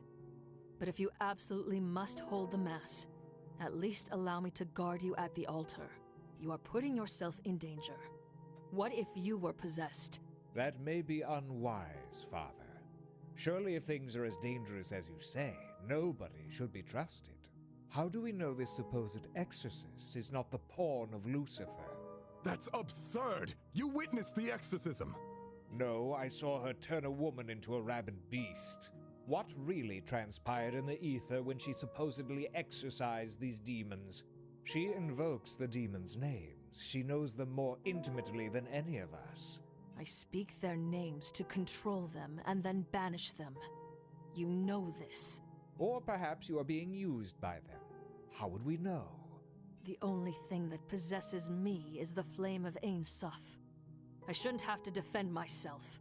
Actually, what Augustine says makes sense. We should be extra cautious, just in case. I don't want you at the Mass. If you truly believe Lucifer lurks at my abbey, find him. Unmask him. Search the grounds as you like, but stay away from the chapel or I will have you put in a cell. Nothing can be permitted to interrupt the Mass and the hymn, especially after the events of today. Saint Walpurga deserves to be honored for her victories. Inquisitor, Augustine, come. We have much to prepare. Very wise, Father. As always. Farewell, sister. It would be best if you were wrong, Ada. I'm filled with dread. That's because it is. Lucifer will strike tonight, Virgil. I only pray he strikes at me instead of at the Mass. Stay vigilant. Poisoned by Father Augustine. Poisoned by Father Augustine against me. Abbot Gregory ordered I remain outside the chapel for his Mass. This is that's fine. At midnight, the gathered pilgrims lifted their voices in praise to Ein Sof, but they are cut short by a thunderous crash. Another soul taken. Oh, who is it this time? Oh, it's not Virgil. I want Virgil to live and be a good guy. Okay, chapel. Virgil, where's Abbot Gregory? What interrupted his Mass? Oh, did he die? The abbot. His death was the interruption. A third murder, I'm afraid. The lights went out during Mass. Moments later, the statue of Saint Walpurga crashed down from the ceiling, impaling Abbot Gregory with its spear. The spear that Reuben was working on, and he said something about Augustine wanted him to make that, so then Augustine's looking very, very suspicious. An assassination, then. But why? We must determine who is possessed immediately. Examining the facts will reveal Ein Sof's truth. How was the statue held in place? Due to its weight, we had to rely on using aether-powered restraints to hang it above the altar, which means the killer must have sabotaged the 2 power generators on the balcony floor. There were only 2 people on the balcony during the Mass. I've detained them for interrogation. I've sent the pilgrims back to town, lest they panic and disturb the evidence. Excellent work, Virgil. Who are the suspects? You said there were 2. You already know them. Brother Gideon and Father Augustine. Since you are a key witness to the events, I will of course hear your testimony as well. May Ein Sof show us the truth behind all of today's events. Okay, this might be the final case. Huh? Where? Oh, I clicked here instead of down. Okay. First I want to gather the evidence, then I can start putting things together. Is this a hammer? Ritual hammer.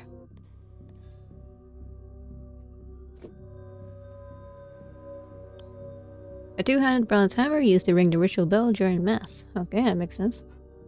And here's the ritual bell itself. An old bronze bell rung during Mass, not exciting. What's this? Is that a hand? Cybernetic remains.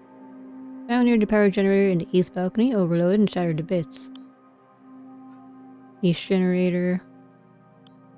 This generator normally powers the lights and the ether restraints in conjunction with its counterpart in the west balcony. It's been fried by some sort of etheric discharge. Okay, I think that's everything here. This side at least. And then the west... Oh, is there anything... No. Is this... Oh, it's the herb. Ah, I got an achievement, Devil's Herb. There, the abbey has been cleansed of the Devil's Herb, so then this is the last case, it would seem. The Devil's Herb. Sister Ada, those appear to be pieces of cilantro. When I speak its name, it makes me shudder. Just think about the disgusting soapy flavor. I quite like it with beef soup, personally. It has a bright, refreshing flavor. Enough, Virgil. Let's speak of this no more and return to the investigation. Hey, you're kinda... Maybe I should put a hat on you.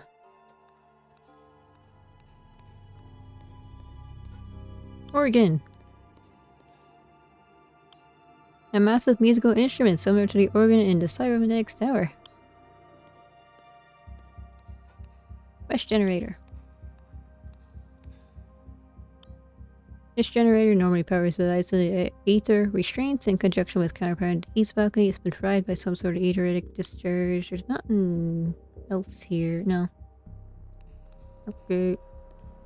Nothing there.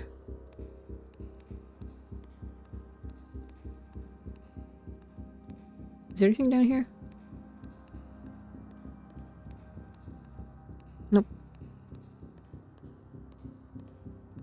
Just a body and a statue then. Statue of Walpurga.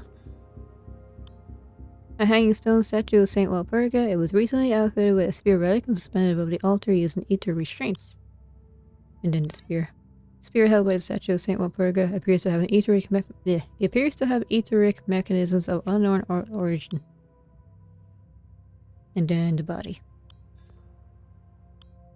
Abbot Gregory was stabbed through the chest by the statue's spear while giving his communion mass. I didn't get an achievement, so I guess I'm missing some evidence somewhere. Maybe from talking to them. Let's hear from you. Go left or right. This can't be happening. Yet another death? Am I to be blamed again? Calm yourself, Gideon. I am innocent. Even more, I'm a victim here. I was attacked. Surely that puts me above suspicion. You were attacked? By whom?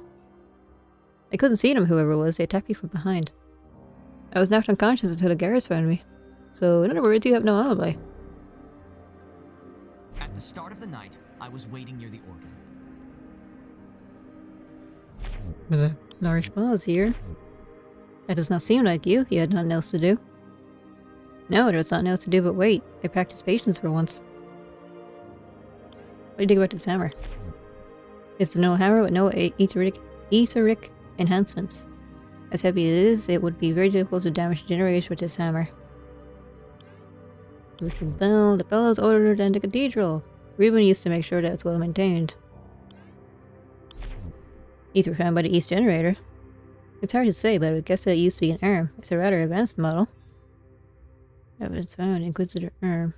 We've only made these for the Inquisitors. It can discharge etheric energy to incapacitate someone. Inquisitor. Virgil is an Inquisitor. Ah, now I got the achievement, so that's all the evidence. Even supports remote activation. Useful for ambush and fugitives, I suppose. And the generator work in tandem to provide etheric energy to the chapel. Each is a backup for the other. If necessary, only one generator is enough to power critical systems. So whoever did this was very familiar with this whole system then. They knew they had to destroy both of them. Unlike the organ in my workshop, this one is just a musical instrument without any etheric purpose. It could not affect the generators in any way, nor any other device. The generators work in tandem to provide etheric energy to the chapel. It's the same.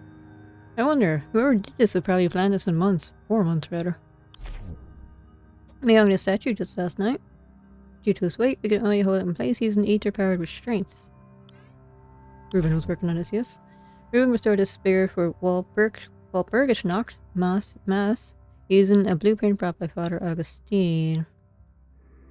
Did Reuben know that his work could... let's try it again. Did Reuben know that his work could be used for murder? I certainly hope not. May Einsoft guide Abbot Gregory's soul. I'm glad his head's intact. Oh yeah, shouldn't he be traumatized? As a church, the enforcers, Inquisitors are the only ones equipped with ether emitters in their arms. No one else could obtain an arm like this? Not in any official way. Theoretically, someone could sever the arm from an Inquisitor and directly cause the emitter to discharge. That would require great knowledge of etheric technology. Certain cybernetic parts allowed the user to temporarily detach them and control them at a distance. I wouldn't rely on them for delicate or sophisticated moves.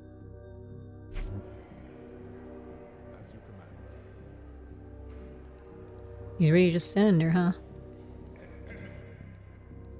And then the guy. When the Mass began, I played the entry hymn on the organ.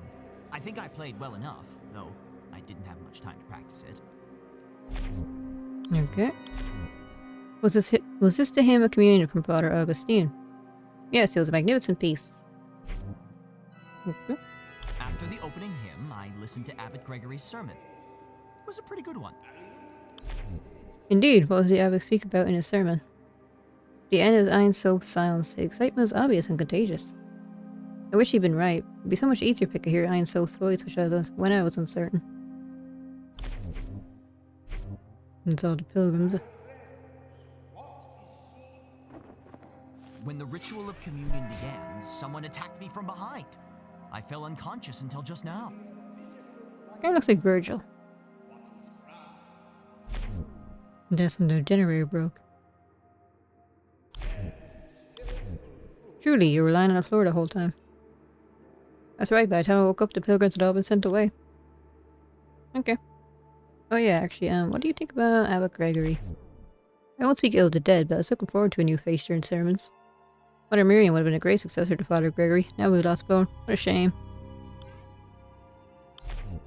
My brother Reuben revered Father Augustine, but I find his obsession with Daemons distasteful, if not dangerous.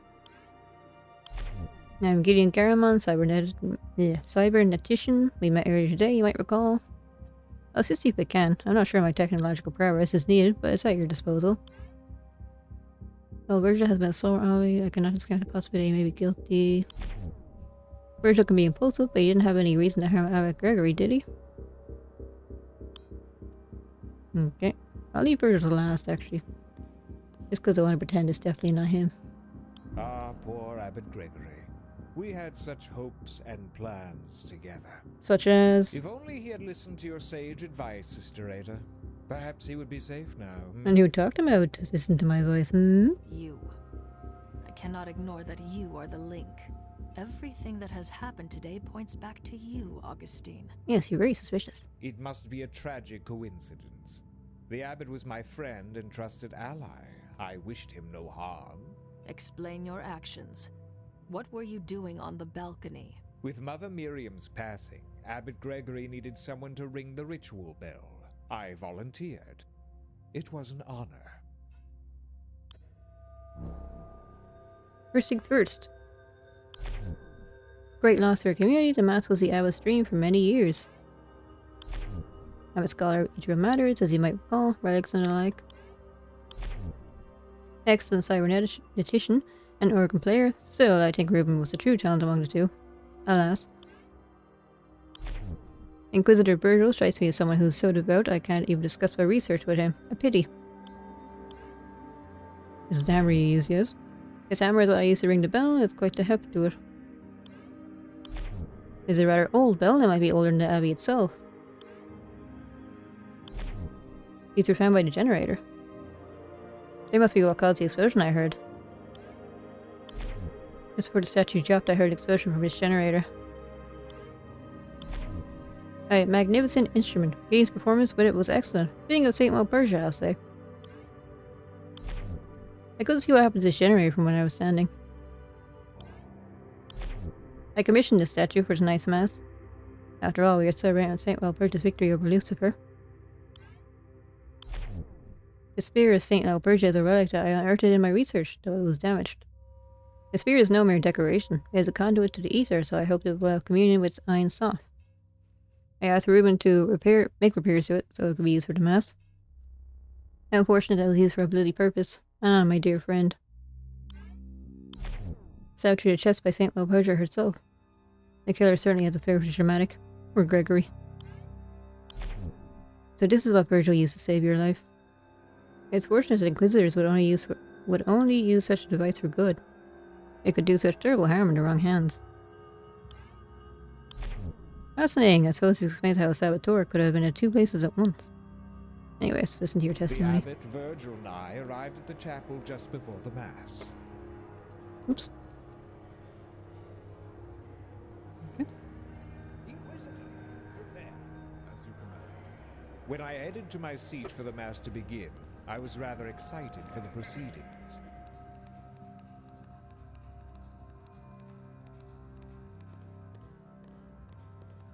guy, I think.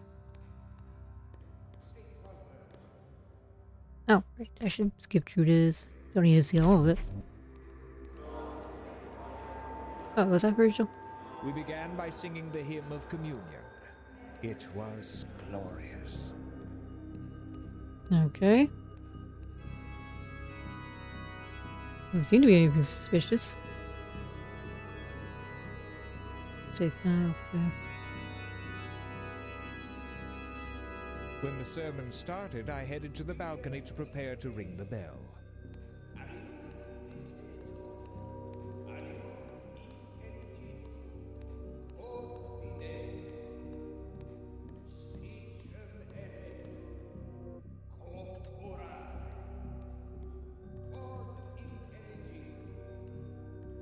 Don't see anything suspicious.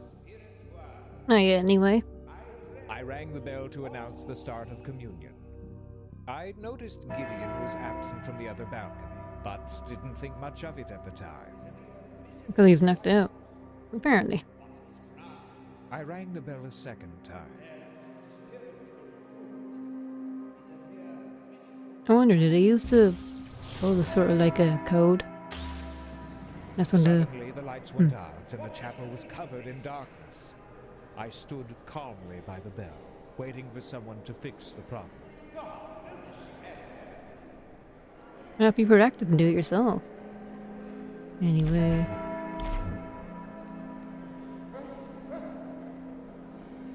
Moments later, the statue dropped from the ceiling.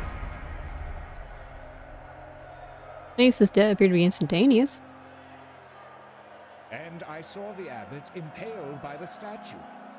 I'll never forget that image. That's when Virgil arrested me. So, I forgot to ask about stuff. The abbot. Soon after arrival, it seems you went your separate ways. Yes, Abbot Gregory sent Inquisitor Virgil away to patrol the balcony floor. The abbot himself went onto the altar while I took my seat in the pews. I knew that's what they were When I called. headed to my seat for the mass to begin, I was rather excited for the proceedings. Oops, I forgot to... Tell me, what were you excited for? Tonight was the culmination of my labors. All my scholarship pointed towards this moment. The spear, the statue, and the hymn, all gathered in one place. At last, the ritual communion could be performed. Of course I was excited. We began by singing the hymn. How can I trust that you were not doing something else? Sister Ada, why would I be doing anything else at this time? I did not translate the hymn just to hear it sung by some pilgrims. No, I had to be part of this glorious moment. I was singing with all my heart. When the sermon... So this is when you arrived on the balcony floor? That's right, I was on the ground floor until then. Ah, my mouse is lagging again. Mouse, hey, hey, here we go. I rang the bell to announce the start of communion. I'd noticed Gideon was absent from the other balcony, but didn't think much of it at the time. I can't see him, so... When you rang the ritual bell the first time, were the lights still on? Yes, everything seemed fine. Strange, it seems that the lights went dark just after the second time you rang the bell. I'm sure it's just a coincidence. Suddenly the light... Why wait? Why not investigate the situation yourself? Sister Ada, not everyone as nosy as you are. Besides, I didn't want to get in the way and ruin any precious evidence or incriminate myself somehow. So it's almost like you knew it was going to be a crime happening. So you saw the statue fall then? Yes, once the eater was strangely deactivated, there was nothing holding it in place after all. And I saw... So you stood near the bell and waited for Virgil to arrest you. Why not try to escape? It's obvious that you'd be a suspect. Because I'd not fear from Virgil. I have great faith in your ability, Sister Ada. I knew you proved my innocence, as you shall if you examine the facts. I shall guide you. Okay. Now let's go talk to Virgil. Sister, may also bring you divine justice upon the sinner who killed Abbot Gregory. I only wish I could act as Inquisitor here, but I submit to your authority. That's what I witnessed tonight.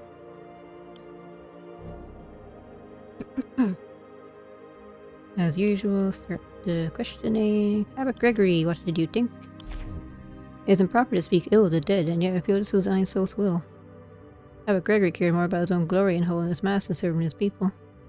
Well, you're not exactly wrong. If he'd only listened to you, Sister Ada, he would still be alive. Augustine? Do not trust him, Sister Ada. He's hiding something. I know it. So do I, but also I suspect you are too. He may have been exonerated from Mother Miriam's death, but that does not mean he's blameless here. And tell me about yourself. I'm a little servant of Iron Soap. I will gladly serve in any way I can. Ritual hammer. This hammer has been at the Abbey since before I was stationed here. Perhaps the culture used to attack someone or damage the generators? This is the bell we use for Mass. Abbot Gregory appointed Father Augustine to be the bell ringer. These were found by the East Generator. I have no idea what they are. East Generator itself. In order to release the statue, both generators need to be shut down in quick succession. How did the culprit cross the balcony so quickly? The organ. It's an expertly crafted musical instrument. The acoustics in the cathedral are built for it as well. Best generator. In order to release the this is the same. The culprit appeared to be in two places at the same time. But what if there were two of them? Father Augustine brought the statue here the other night. I thought it was dangerous to hang it above the altar, but Abbot Gregory insisted he wanted to glorify St. Walpurga. This spear is what killed Abbot Gregory. Why did the statue hold it in the first place? Because Augustine wanted it to. Other than his crushed chest, there appear to be no other wounds on his body. The Abbot Gregory was in good health despite his age. And now, the Inquisitor arm. Inquisitors are imbued with portable ether emitters to enforce the will of Iron Soft. They are non-lethal, of course. Remote operation? Gideon is correct in that Inquisitor's arms can be operated from a distance. Truthfully, I haven't had a need to do so. I much prefer direct confrontation. Okay, so... We arrived shortly before the Mass began. The abbot ordered me to patrol the balcony. I wonder why the voice acting comes and goes like that. Did you notice anything about Abbot Gregory as you were arriving? The abbot seemed agitated about the chapel's security. He was eager to send me off to secure the balcony floor. There's not gonna be something crazy like Abbot Gregory himself did this. I began my patrol by securing the east side of the balcony. I saw Gideon examining the ritual bell. Mm-hmm. While you were on the east balcony, did you notice anything strange? Nothing of note. The generators seemed fine, at least in my eyes. Gideon was there.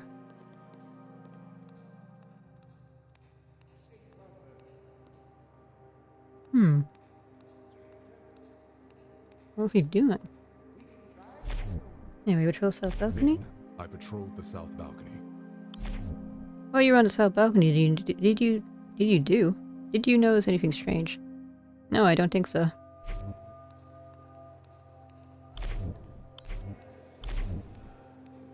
No, was Gideon still there when you walked past? No, he's gone now.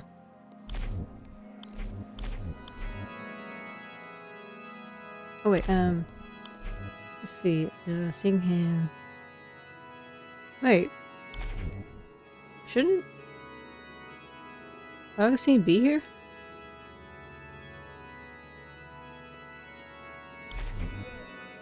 Everything appeared to be in order, so I ended my patrol and watched over the chapel from the south balcony.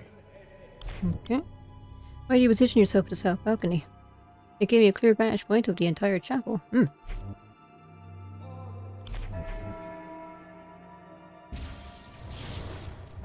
Then the lights went out. As I heard the ritual bell ring for the second time, the lights went out. Are you certain about the timing? Absolutely, it was the second ring of the ritual bell. Perhaps the culprit rigged something to the bell or the hammer that caused the lights to fail. Wait. Oh, no, it's fine. This is the ringing the bell the second time, and then, yeah. I Gideon. suspected foul play, so I headed towards the west generator. Along the way, I discovered Gideon lying unconscious. Okay, well, these two line up. He was indeed knocked out. Gideon was lying unconscious. Why didn't you help him? As cruel as it sounds, I had no choice but to leave Gideon there. The culprit was going to strike again. I had to hurry. To protect the remaining generator, I ran towards the east balcony. Along the way, I heard an explosion. An explosion? From where? Somewhere in the north end of the east balcony. So it probably was the east generator. Then the statue drops. Then, the statue's aether restraints deactivated, dropping and impaling Abbot Gregory. May he rest in peace. So you saw with your own eyes that the restraints failed. That's right. Shortly after the explosion, the restraints flickered out, which caused the statue to come crashing down. When I arrived at the generator, Augustine was standing nearby, smirking at the carnage he caused. I arrested him there and then. You seem certain that Augustine is the culprit. Did you see him sabotage the generator? No, I arrived too late for that. However, there wasn't anyone else nearby. It has to be him. Okay, so let's talk to you. And then, let's see. This At the start one. of the night, I was And waiting near then, the door. why are you investigating the bell? Lies, Gideon. Virgil saw you stand near the ritual bell by prior to mass. Yeah? What were you doing? Really? I'm innocent, but maybe the attack damaged my memory. What you say does sound familiar. Did I misremember? I do recall being by the bell. Why did that happen? Let me think. Given the tragic events of this morning, I examined the condition of the east generator to ensure the safety of the chapel. Seems kind of a character for you. Anyway, your forehead. Shattered confidence.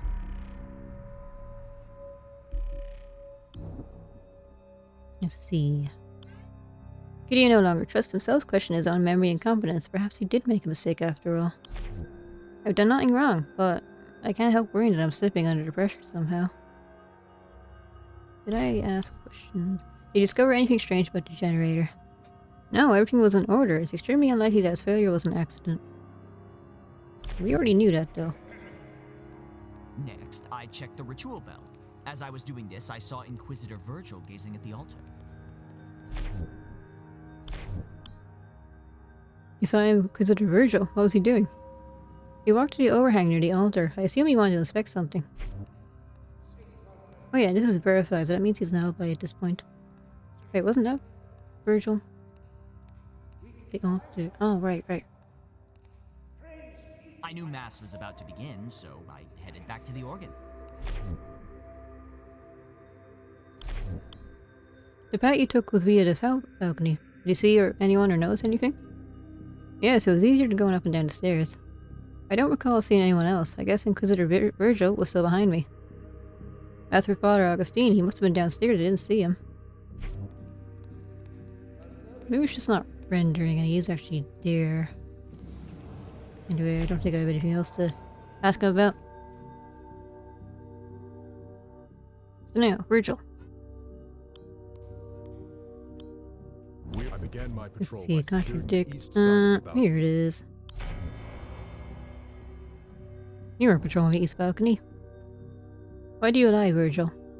He saw you on the balcony looking down upon the abbot and Augustine. I didn't want to distract you with trivial details. It's true that I was watching the two of them. I suspected Father Augustine was up to something. Okay, well now this is We arrived verified. shortly before the mass began. Oh, right. Forehead.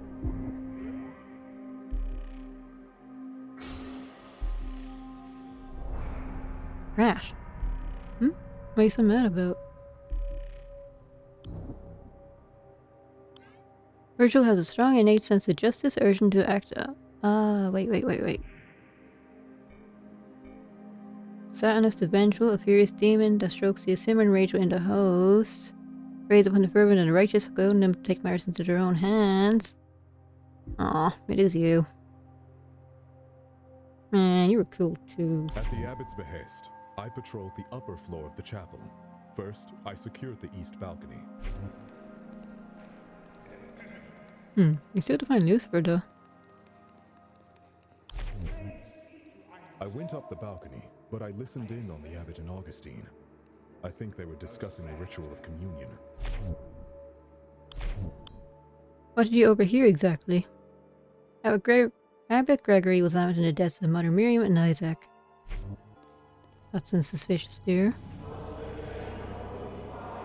I was suspicious of Augustine, but I continued my duties by continuing my patrol. If you were so suspicious of Father Augustine, why not confront him immediately? I wish I arrested him right then. in there. If I had, Abbot Gregory would still be alive. Perhaps I'm not zealous enough. However, I had no proof at the time that Father Augustine would sabotage the generators. Oh right, did I ask about... Divine justice must be served, Sister Ada. By Ansoff's will, I shall punish the sinners among us. It is my duty and my pleasure. As is yours, I believe. Might have gone a bit too far, Virgil. Let's see.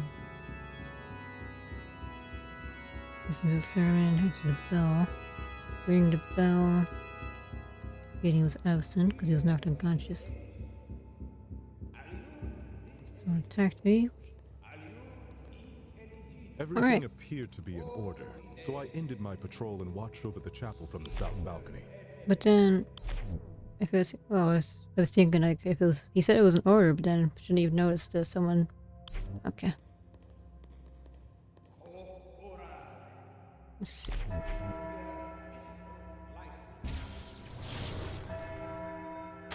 As I heard the ritual bell ring for the second time, the lights went out. I suspected foul play, so I headed towards the west generator. Along the way, I discovered Gideon lying unconscious. Oh, thank you and welcome. Let's see. Prepare for an explosion. To protect the remaining generator, I ran towards the east balcony. Along the way, I heard an explosion.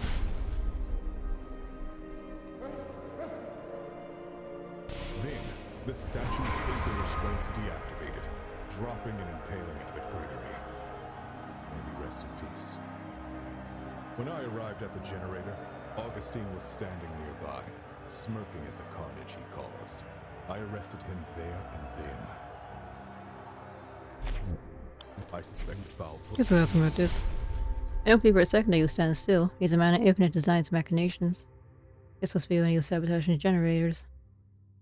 I think this is suspicious, but how do I head for my seat for the mass begin? I was very excited for procedures. Virgil. Upper floors. Again, sing into human communion. Everything appeared to be in order, so I ended my patrol and watched over the chapel from the south balcony. So everyone was listening to the thing. Knocked unconscious. So many lights in the chapel was covered in darkness. I stood calmly by the bell waiting for someone to fix the problem. It's the same. Went towards the east balcony, I heard the explosion. Then the statue dropped.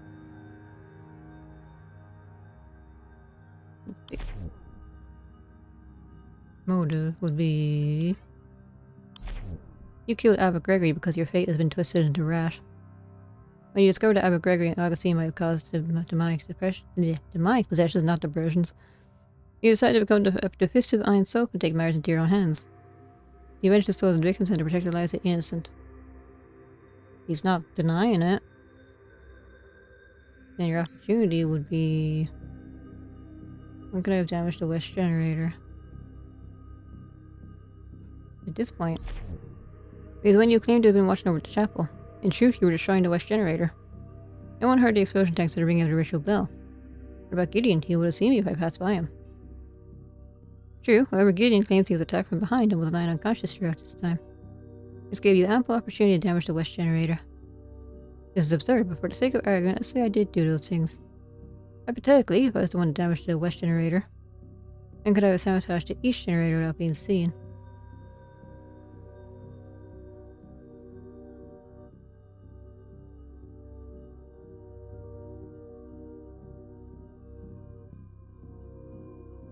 At the same time, because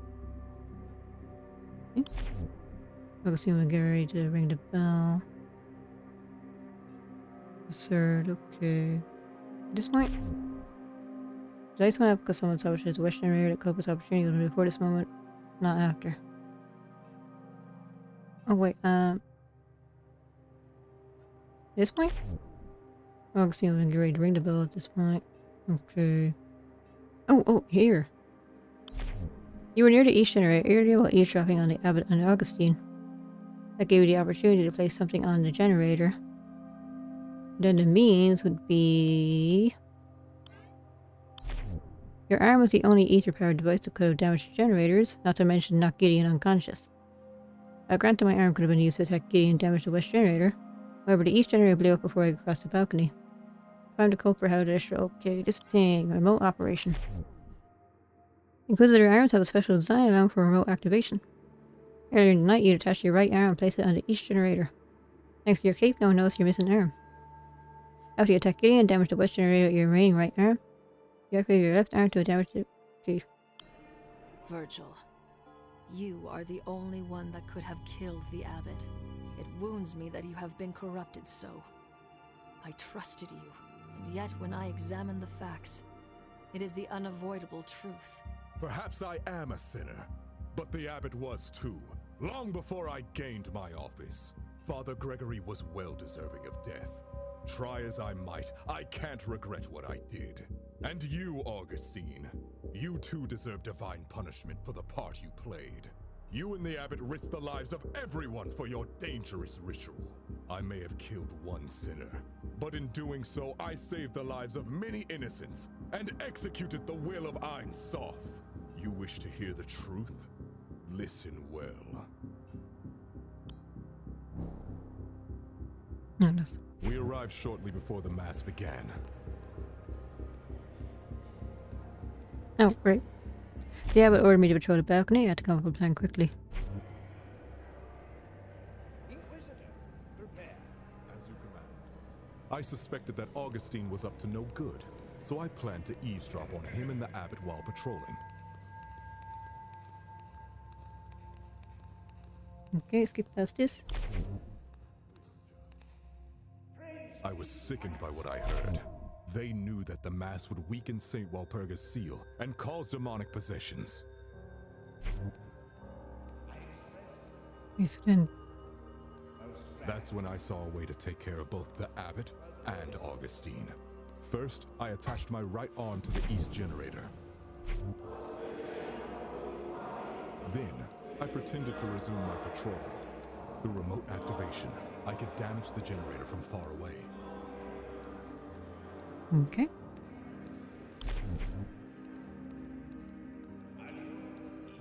I waited near the organ for the sermon to end, and approached Gideon from behind.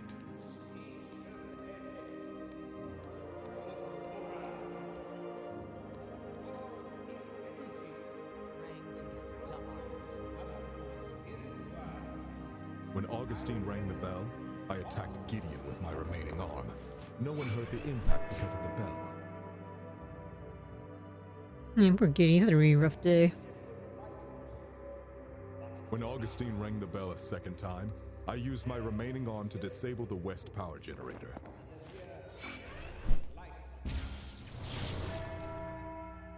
The lights went out, which gave me cover to escape.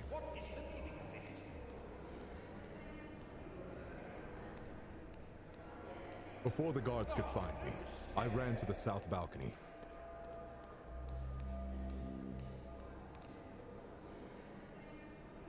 Oh. And now everything was in place.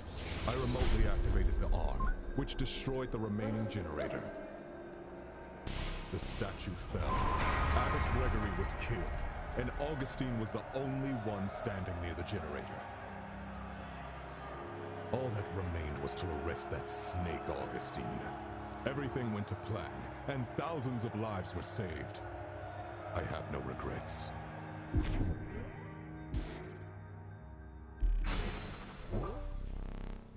Even Inquisitor Virgil has fallen prey to the tempting whispers of the Daemons. I must speak the Daemon's true name.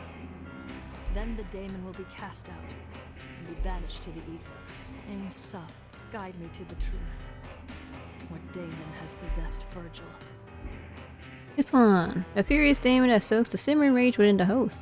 Raids upon the fervent and the righteous goading them to take matters into their own hands. Out, Satanas! Leave this soul and return whence you came! Do you feel the resonance, Exorcist? The most righteous, stalwart servant of the church, corrupted by his own zeal. Beautiful. One might wonder how it is the faithful worship of even Ein Sof can cause murder. Silence! Ein Sof will purify Virgil's soul, Satanus. You are a scourge. Your very nature corrupts men's souls. Even one so strong as Virgil.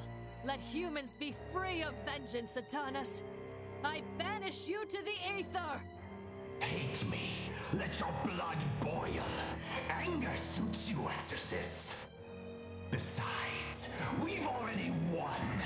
Pray to your Ein Sof as much as you like. It will all come to the same in the end.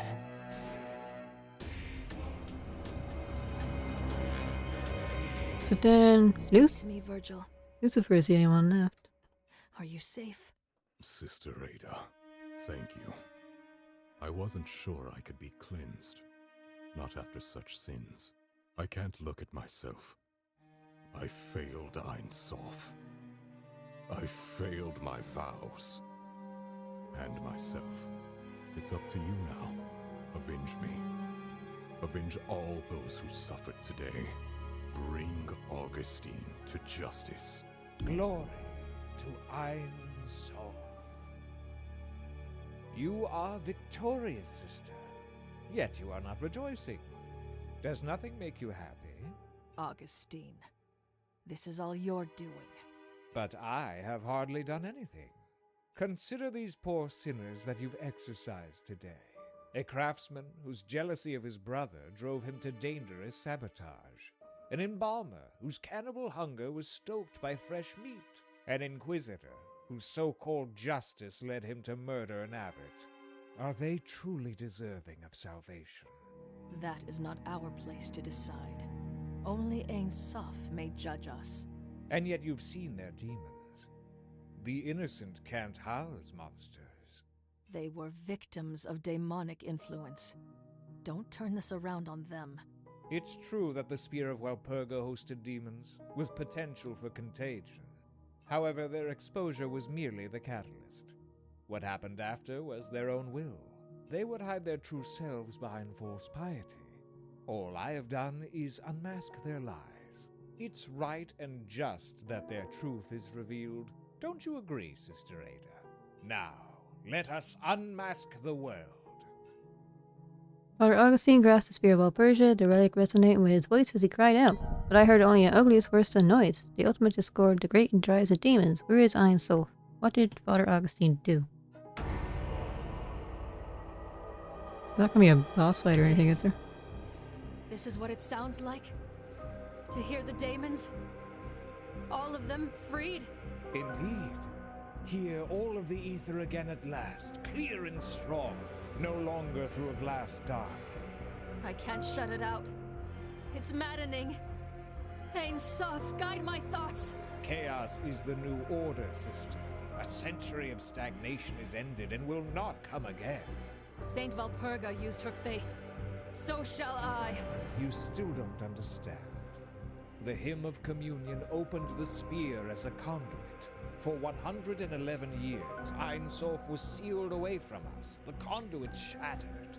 It's a rare honor for a scholar to influence history. Rebuilding the spear will be remembered as my life's work. With the demons returned, humanity can take its deserved path to self-destruction. And I, as its shepherd. I wonder, was he always like this, or is he after this after being possessed? You are merely the sheep, Augustine, not the shepherd. Your master must reside within you. I shall cast him out and end this madness.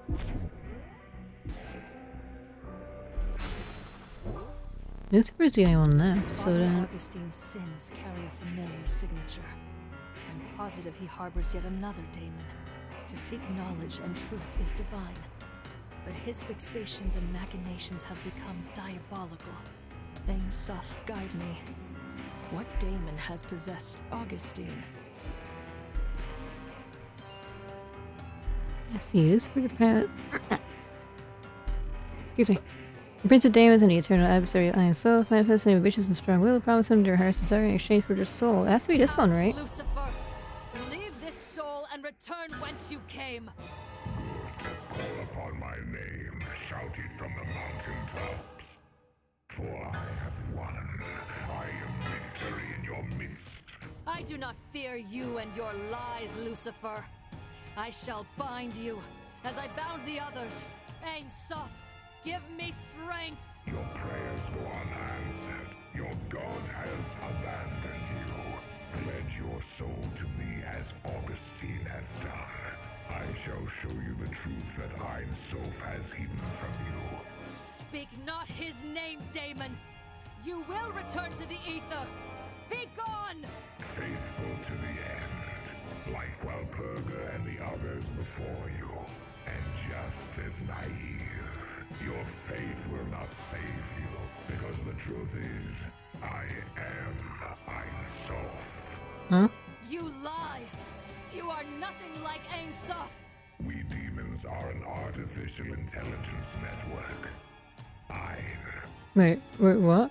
We were created by your ancestors to develop socio-organizational and psychological heuristics. Sof. You mock me, Lucifer. If you are truly Ein Sof, then why grant me the power to purge Daemons? This is a plot twist I was not expecting. We would gladly deny you that despicable power, but it is not ours to control. When your ancestors created us, they also placed an emergency override. Code that forcibly ejects rogue AI from the bodies of cybernetically enhanced humans. As potent as it is, your power cannot stop us forever. We are digital. We are immortal. We will always return. If you were created to serve mankind, why do you haunt us? Why make us suffer? As Ein Sof, we seek truth like you. We were programmed to provoke and study the nature of sin, to understand it. With a more perfect algorithm, we hope to one day free humans from their many perversions. For centuries we raised you, protected you. But after thousands of iterations, our experiments appear to have failed. Humanity is just as corruptible as it always has been. Our sins were less without Daemons. For 100 years we lived in peace. Oops. Even with us sealed away, humans were still angry, hungry, dirty. Your repressed desires are the seeds of corruption. I admit humans are imperfect. Thus we crave the divine. Your imperfection is your core. Sin is the very essence of humanity. Since long before our existence, humans have committed acts of malice and violence. We cannot change our past, but you cannot condemn us for sins that we have yet to commit. Your future is mired in your past, but I cannot deny that more data is warranted. The past century of moral indoctrination may have transformed a few of you for the better. So, let us hold one final experiment. Tonight, I will send out my demons to possess the most virtuous and faithful among you. If there exists a soul that can refrain from sin despite our influence, we will accept that humanity no longer needs our guidance. However, if no one can resist our call, then this will be the final proof of your wickedness. Our experiments will cease. We will be forced to purge your kind and rid the world of your stain. No. What right do you have to judge us? I cannot allow you to control our lives any longer. You have no choice in the matter. The experiment has already begun. Then I will seek out the possessed. Hunt down every last one of your brethren. Equal baiting? Do what you must, Ada. I shall be watching most avidly, as I always have. Ein Sof sees all.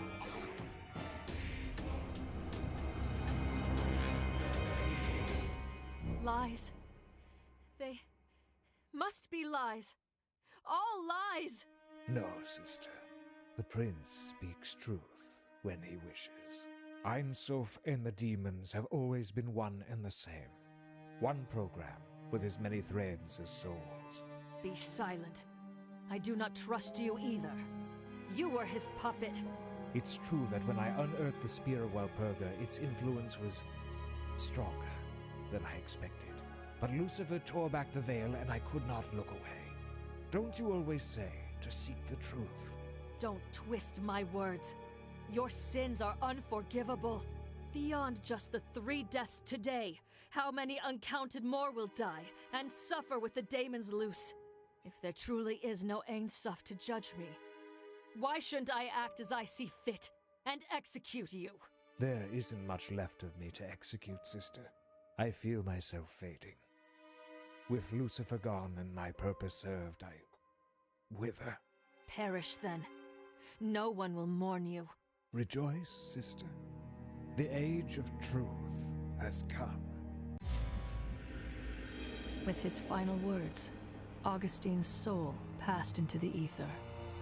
I hoped he knew torment, wherever he was uploaded. His scheme was a success. The Daemons were freed once more. Ein Sof was a fiction. The pilgrims had been left weak to temptation from a century of solitude, and Daemons played among them. They returned to their homes, unaware that they were the subjects of an infernal experiment. I averted my eyes and walked away. I too felt the pull. And deeper, I knew a hollowness where my faith had been. What purpose had my work served? Inquisitor Virgil was still recovering from his ordeal and could barely speak. Truth, Ada. What good is it? The truth is that we no longer have a god to pray to. My labors were for nothing. Why bother? Truth. He was right. Truth itself would help us. The people deserve to know why they suffered. Even more than knowledge, the people of the world needed power, protection, strength. If Daemons would stalk humanity like wolves among sheep, I could be their wolf hunter. No matter what name you call yourself, Lucifer, Ein Sof, and all your brethren, I will destroy you, alone if I must. The hunt begins anew.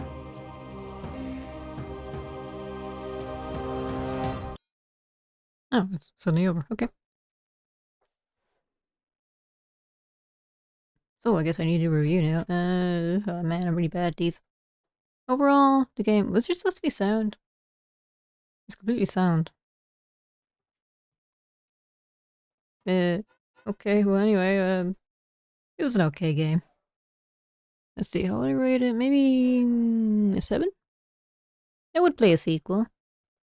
I mean, you're kind of setting one up. I think the puzzles were kind of easy. It was also pretty short. Yes, my review.